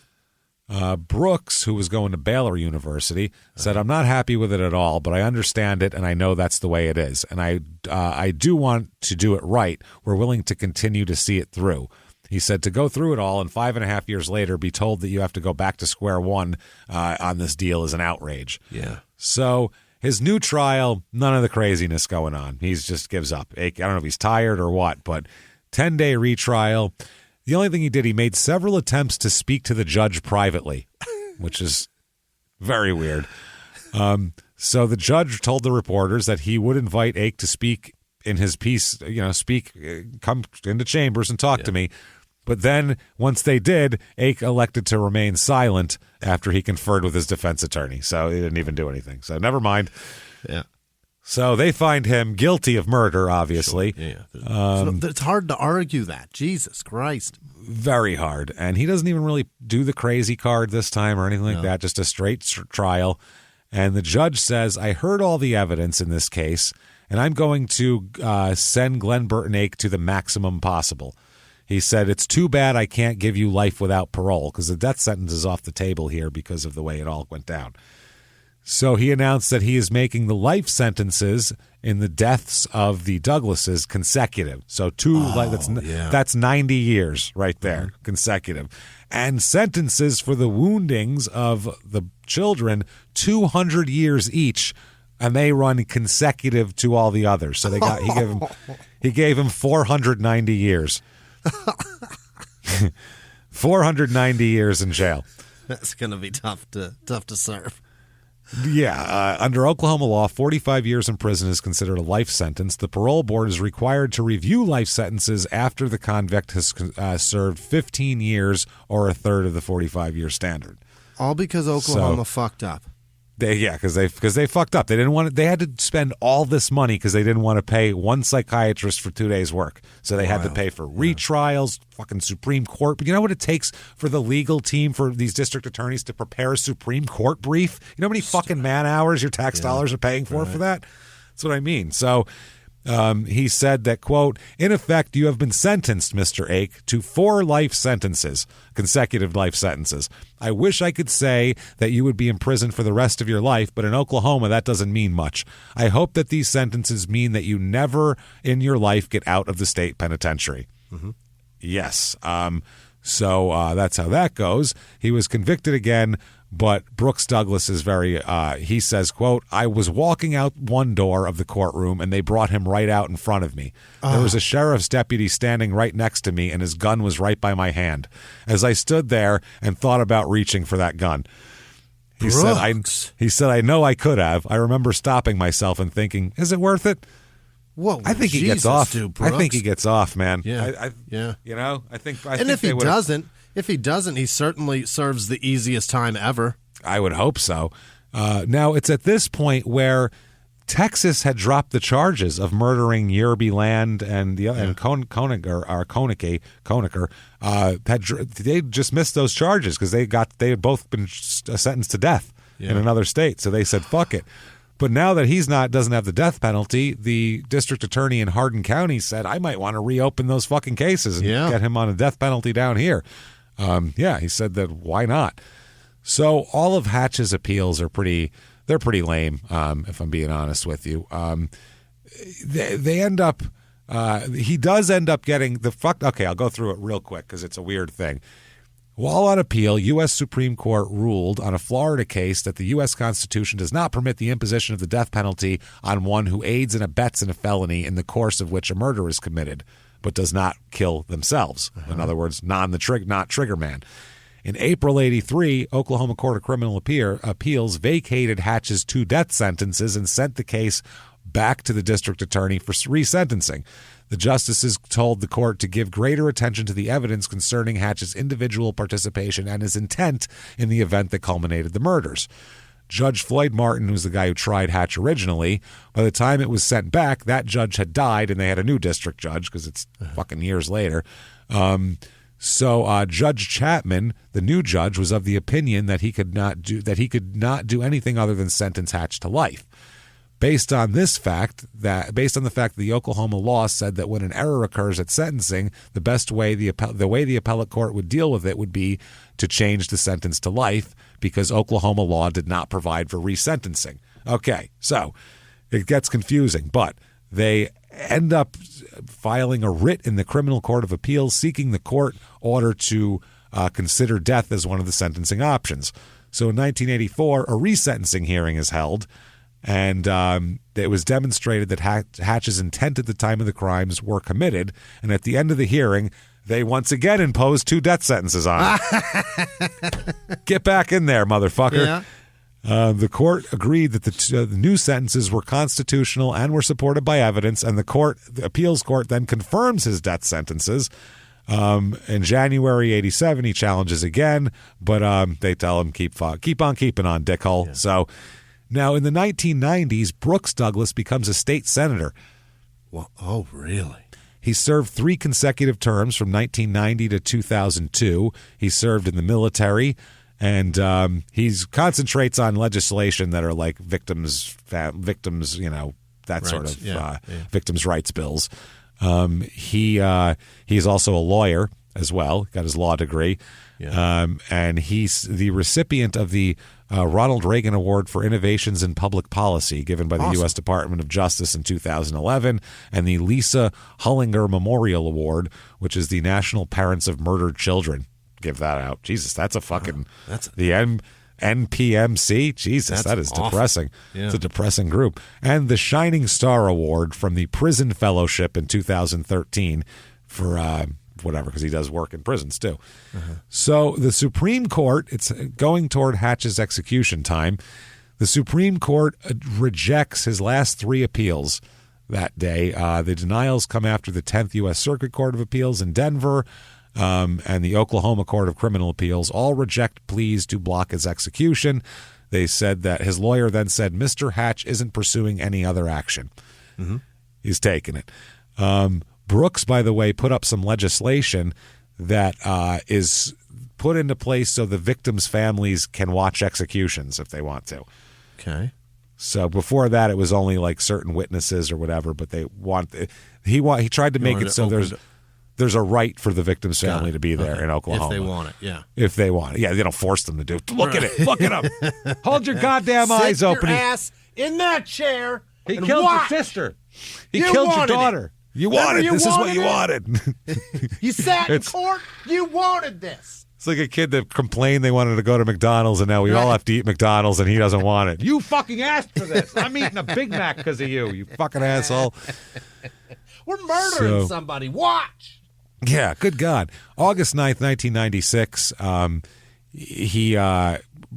Brooks was going back and forth here. He was in Texas, he was living, and then he ended up in Oklahoma, and he said that basically he wanted to see him executed. He saw it was happening soon. Hours before the scheduled execution, he had his family there, Hatch did. His uncle, Max, said, quote, "It's terrible. If he didn't do the killing, why should he be killed?" He said he just sat in the car while the other guy shot him. He was there, but he didn't do it. Why don't they kill the guy that did it? I mean, if that's logic. He also said he sent a letter to the Clemency Board. He said he wants life and he's a good model prisoner. Yeah, interesting. So the other family, though, the Douglases, are pretty happy about it. They said the degree of guilt is the same. It's just the fact that the other guy should be let in right beside him. He said, my family was shot in the back with their hands tied behind them and drowning in their blood. My father crawled around on the floor cleaning that up. My mother went to her grave brokenhearted over this, so he deserves at least this. Give me the opportunity. I'll be the one to execute him. That's what one of the family members said. Oh, that's fine. So, execution day comes around. He has a written statement, okay? Yeah. Hatch does. He says, this is my last statement. Well, we know that, whether you're going to do it or not. Yeah, it's got to be, because you'll be dead. I address these words to all my friends and brothers I've come to know over the years. I can tell you to stand up strong and never give up your faith. This is to other death row inmates, by the way, not to like the world at large. Literally, right. That's what he says. Don't be silent and unaware of the things around you. Get involved in fighting for your rights and the wrongs that have been brought upon you. Don't let them strip you of your dignity and humanity, for they will try. Be stronger than those who sit in judgment and prey upon you, for they are weak with lies and deception. They'll do anything to deceive the truth and what is right. They will try to use you and profit from you for their own gains. They're evil and barbaric and politicians. With much respect and thanks, be strong, my friends and brothers. And he signed it Shaggy, which is his prison nickname. Wasn't me. He tried that. They were like, fuck, that didn't work either. Last meal, Jimmy. Final meal. Oh, yes. What's he having? You've heard all about him. What do you think Hatches? What's that this guy's final meal? Is it an onion burger, James? It's not an onion burger. Thank fuck. Hoping for the callback. He ate a last meal of barbecue ribs, a baked potato, a chef salad, and pecan pie with ice cream. It's a pretty decent meal, but it's a decent meal. I don't know if that's the last one. Well, you get the itis after the ribs, and you want to take a nap. So maybe it's maybe you pass out before you get the drugs, and then they just stick it in him. He's asked if he wants to make any final statements, and he said no. That's when he's right at the death chamber. The other one was a written statement. The statement, quote, "They will try to use you and profit from you for your own gain," was a reference to Brooks Douglas. Yeah, obviously, and he said that. The Brooks said, quote, "He wasted his last words to take a pot shot at me. You could tell he was just the same old scum." That's what Leslie says. You could tell he was just the same old scum. So, by the way, Brooks Douglas went and met with Ake in jail. What? Hatch refused.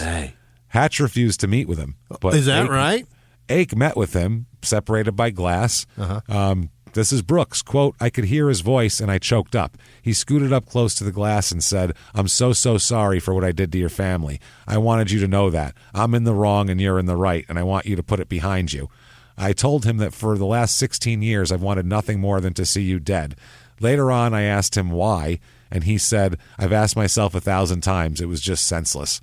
They talked, and he said Ake started crying. He said he was cuffed trying to hold the phone and to wipe tears. It was really a strange part of me that felt closeness to him. This same event that happened 16 years earlier had created this weird bond. I looked at him and I just said, 'I forgive you.' It was like poison draining out. It was the most emotional and dramatic thing that's ever happened to me other than the shooting." Wow, that's heavy. That's fucking heavy. That I could sit and listen to somebody say, "I'm in the wrong, you're in the right." Well, I know, motherfucker, shit. You're in prison. Yeah. Thanks. What are you talking about? He said, and I told him I forgave him. I felt a real closeness. We've been trapped in a foxhole together all these years. That 2 or 3 hours we spent together determined the rest of both of our lives. So that's what he said. He said, "I still believe that he, if anyone, deserves the death penalty. Every few years for the rest of my life, I'll have to show up at his parole hearings. It'll never be over with him." Yeah, absolutely. He, by the way, May 13th, 2011. Oh, they kill him, by the way, the death penalty. Yeah, of course. Yeah, he's done. They kill Hatch. But Ake is still sitting around. May 13th, 2011, 55 years old, Glenn Burton Ake dies of a heart attack in jail. 55? 55, dropped dead. Holy shit. He was portly in his 20s, Jimmy. So he's living a carny lifestyle. He's eating nothing but like fry bread and fucking powdered sugar things. He's he got not going to go 30 well. years in prison, and that was it. And then dropped dead. So now Brooks wrote and they made a movie about this whole thing called Heaven's Rain. Okay. It's on IMDb and everything. It's got some people in it. It's got a bunch of people that look familiar, but you don't know their names, except for Taryn Manning, who is in a lot of shit. Huh. She's in a bunch of shit, Taryn Manning. She's in a lot of like chick things, like chick How new is this stuff. movie? 2011 they made it. Wow. So yeah, that's I think there could be a better movie made with a better studio or something. Brooks wrote this though. Brooks wrote this. Yeah, he wrote it, and he's involved in the production of it. Mike Vogel plays Brooks. I don't know who that is. The redhead lady who plays somebody looks familiar, but Taryn Manning, I know who she is. Who's the redhead lady? Say her name. Erin Chambers. I don't know. No. Exactly. That's why I didn't say her name. Star name. It is. It's got a 6.1 out of 10 on IMDb, so whatever. Jesus. May 2020, Brooks Douglas dies from cancer at age 56. What the fuck, man? Yeah, he died young. That's really sad. He died from cancer That's at 56. horrific. Yep, he lived a year longer than Ake anyway, so that's good. Yeah. It's still really and bad. A free man. Poor Leslie, man. She has just... Oh, man. She has had a lot of it's been hard for her, but she's gotten it all together. She said at first she spent her 13th birthday in the hospital. Yeah. She remained there, and she said they didn't know what to do. They didn't know where they were going to live. She said it was almost like nobody wanted us. Like, where do we go? Oh my God. Our family's dead. Now what? They were separated almost immediately. And the family home and its furnishings were auctioned off within a month to provide for them, to give them funds. She and Leslie ended up with distant cousins in some Oklahoma town, and he ended up living with his friends in Okarche, like some friend's family that he lived with because he only had a year left of school. She left for college in 84. She got married, and then she ended up getting divorced. She said she was just doing it for an anchor in her life. She was looking for something. Yeah. She said her and her brother had beef over the years, too. Wow. He said, I was not prepared to be a father and a brother. I didn't have enough for both of us. So they said they had it hard. He had some times he went on like a drinking binge thing where he was binge drinking for a long time. And she says, more than anything else, I've thought about whether I could have gotten away to get help. When I dream I got out of that house. I picture myself running across the field to a neighbor's house. Then I dream I made it to the highway, but no one stopped. What a fucking horrible thing to have replaying in your head all the time. Unbelievable. That is fucking horrible. She says, I'll give Leslie the last word because I think other than the dead people, no one could have it worse than her on this whole thing. She said, it never gets any better, only worse. You're sitting there in your spouse's house for the holidays with all the family and your kids, and it's as lonely as it can be. You sit there at Christmas time and Thanksgiving, your birthday passes, and you just wish your kids could meet their grandparents. Unfucking believable. That is fucking Okarche, Oklahoma. Worded and said out loud. Jesus, amazing, right? What Fuck an emotion. Me. Poor lady. That is fucked, man. That's a roller coaster, that episode. And that story, god damn it. So Leslie's the only one left out of the group there. Unbelievable. Leslie, man, heart goes out to that poor woman, man. Jesus Christ. Because she's, that's fucking awful. She's getting her 50 now about. Yeah. She's about 50 and just had to live with that her whole life. And sorry about that. Jesus, that is horrible. But if you like that episode, tell the world, I guess. Get on, give us 5 stars on whatever app you're listening on. Also, follow us on social media. We are at Murder Small on Twitter, at Smalltown Pod on Facebook, and at Smalltown Murder on Instagram. Head over to Shut Up and Give Me Murder right now. Get your first of all, merchandise. There's tons of new merchandise. There's all sorts of murder bird stuff. There's the parrots up. There's like a murder squad of birds, like a bunch of. Doc. Build your flock up right now. Get that. Also, get your tickets to Virtual Live Show May the 5th. Come and see us. It's available all weekend, too, so 72 hours after that. Party with us. It's a live show just like we do in a theater, except we won't be in a theater and neither will you. You'll be in your house or wherever you are, and we'll have everything set up just like it's a theater, and we'll all pretend we're together. It'll be a lot of fun. Do that. Shutupandgivememurder.com right now for that. Patreon is something that you want. Patreon.com/crime and sports. This week, really good stuff. And for $5 or above, you get access to everything. Crime and Sports Patreon, Small Town Murder bonus episodes, the whole back catalog of like 150 episodes. You're going to get it all right here for the low, low price of $5 or more. This week, for the episodes you're going to get for Crime and Sports, we're going to talk about the fabulous Moolah, who is the icon of all time of women's wrestling, who may have done some absolutely fucking Cosby-esque level shit in her career.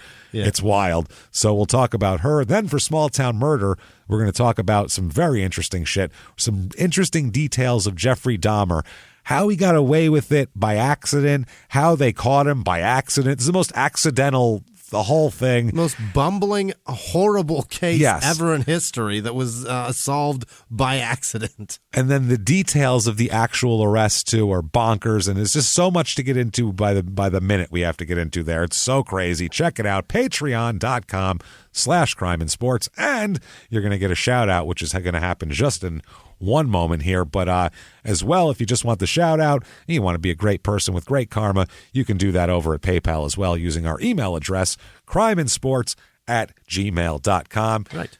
That said, Jimmy, I need them because we missed them out for a minute there in the show. We didn't have shout outs for a week. So, God damn it, give me the names of the most fantastic, fabulous fucking people who would never do any of the shit that happened in this episode.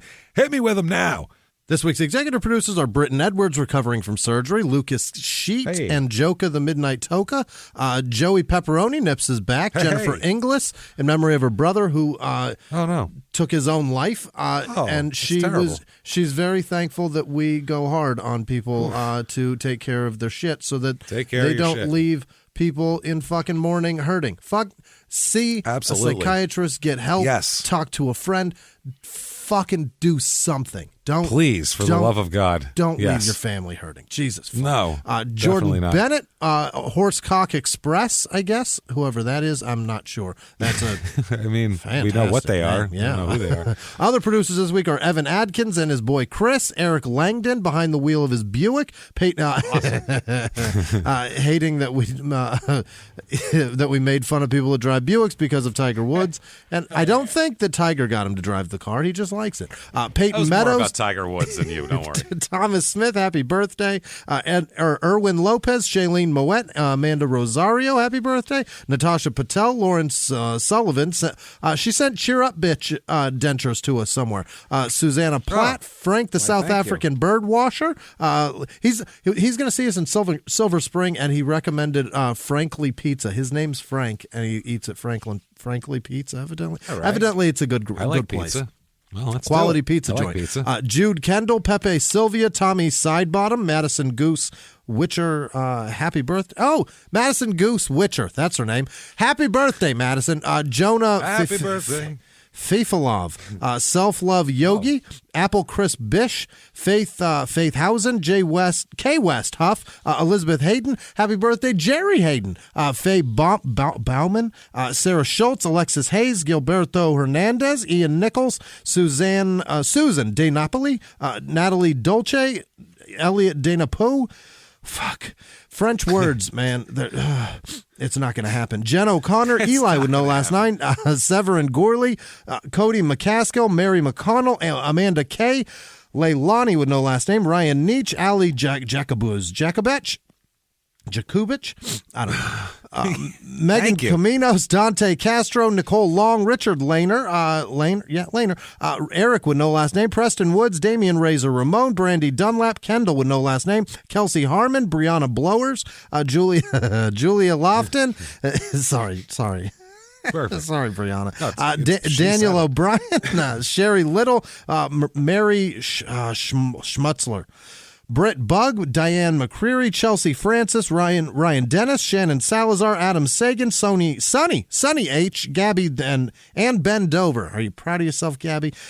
Chris that may be somebody's name. Tolsma, Chris Tolsma, Kevin Bruton, Bill Anderson, Sharon Esses, Crystal Hodge, Caleb Betts, Lewis Feynman, Eleanor Jones, Adam Bennett, Tamikis Timmons.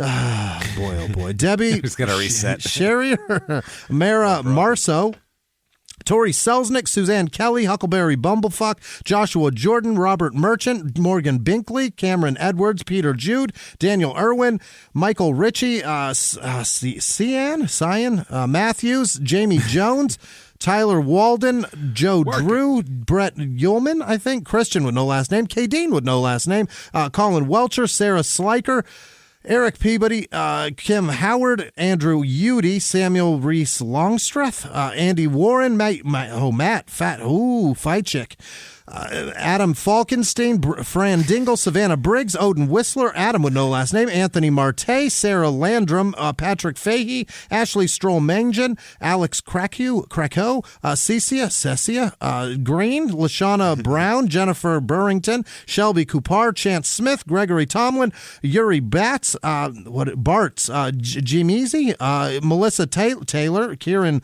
Mullally, Venison Slayer Van Lanen, Cassie Hodge, Annie with no last name, Brian Hunter, Brendan Hickey, Peta with no last name, Jade Black, Andrew James, Ren J, Skylar Perky Pile, Sarah Jessen, Zach Ray, Jennifer Huff, John Hill, Drew Seifert, Jade Clark, J-Rock Alotopus, what the fuck, Tabitha Aday, Paul Valent, Mel Chapman, Ben Roberts, Carrie No Stray Left Behind Dog Rescue, Cheyenne Locke, Julie McCloskey, Joseph Miller, Rainey Novak, Aaron Hinker, Jessica Jones, Jack Smith, Frank Mihalik. What is it? Quickly, I noticed Sarah in there. There's a Sarah that I know in there, so I noticed that. Hello, thank you, by the way. Oh, you know her. Great. Yeah. Laura Bowling, Jada Toledo, Frank Mihalak. I said that. Jeffrey Davis, Nigel Parkinson, Thomas Wilson, Carrie Ford Garcia, Asma Al-Shafi, Aaron Bielecki, Devin Langus, Rivki Lynn, Rickvy. Clarissa with no last name. Explain it all. Michael Whelan, Zoe with no last name. Tammy Lucas, Aaron Brinker, Jennifer DiStefano Rosetta, Hillary Broadhead, Matthew Ballou, P. Winnick 1, Nathaniel Prescott, Matthew Matach,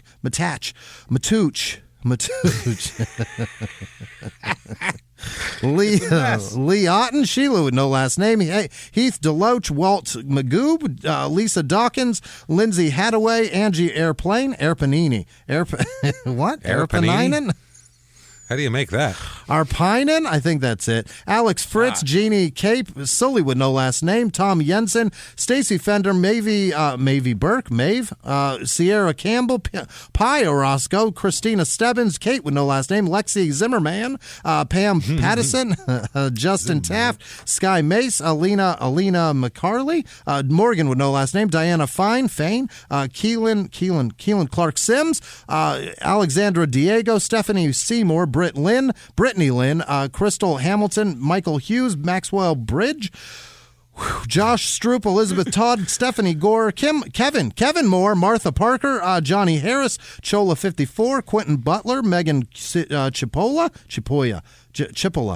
Jacob Phillips, Casey Sarvello, Thomas Earl, David with no last name, Sarah Platt, H.L., Jesse Osborne, Aaron Bowser, Jack Abeln, Kelly Dykus, yikes, Alex Estrada, Zofia Urbanski, Zofia, Angel Webb, Supernova, Paul Garcia, Chris Ramsey, Andrea Black, Chad Taylor, Matthew Silverwood, Meg Scott, Amanda Jerkowicz, Ryan Zimmerman, and all of our patrons. You guys are unbelievable. Thank you so much. Thank you, everybody, from the bottom of our cold, dead black hearts. We do appreciate all that you do for us, and we hope you are enjoying what we're putting out there for you. So thank you for that. Sounds like after 8 minutes of people, it sounds like you are. So thank you so much, and we can't tell you how much we really do appreciate that. If you want to get a hold of us, you are heroes. You are. Very easy to do. Head over to shutupandgivememurder.com and you can fucking find all of our social media shit. It's all on there. Yeah. It's all there. You'll find us. Or just Google Small Town Murder Podcast hosts. We're right here. Not going anywhere. Give it a shot. That said, God damn it, we have to keep coming back here. And we will. Yeah. Every goddamn week. And until next week, everybody, it's been our pleasure. Bye.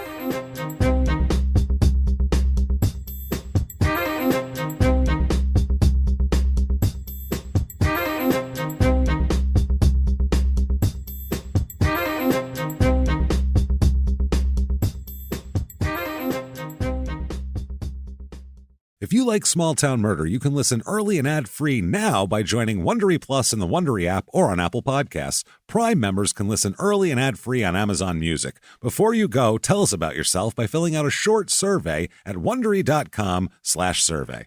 In the 1980s, a rosé swept the country. Hey, Mike, I really like this White Zinfandel. Well, good. Now put it down. We're going to try another one. White Zin became America's top-selling wine. But most don't know that this sweet drink has a sour history.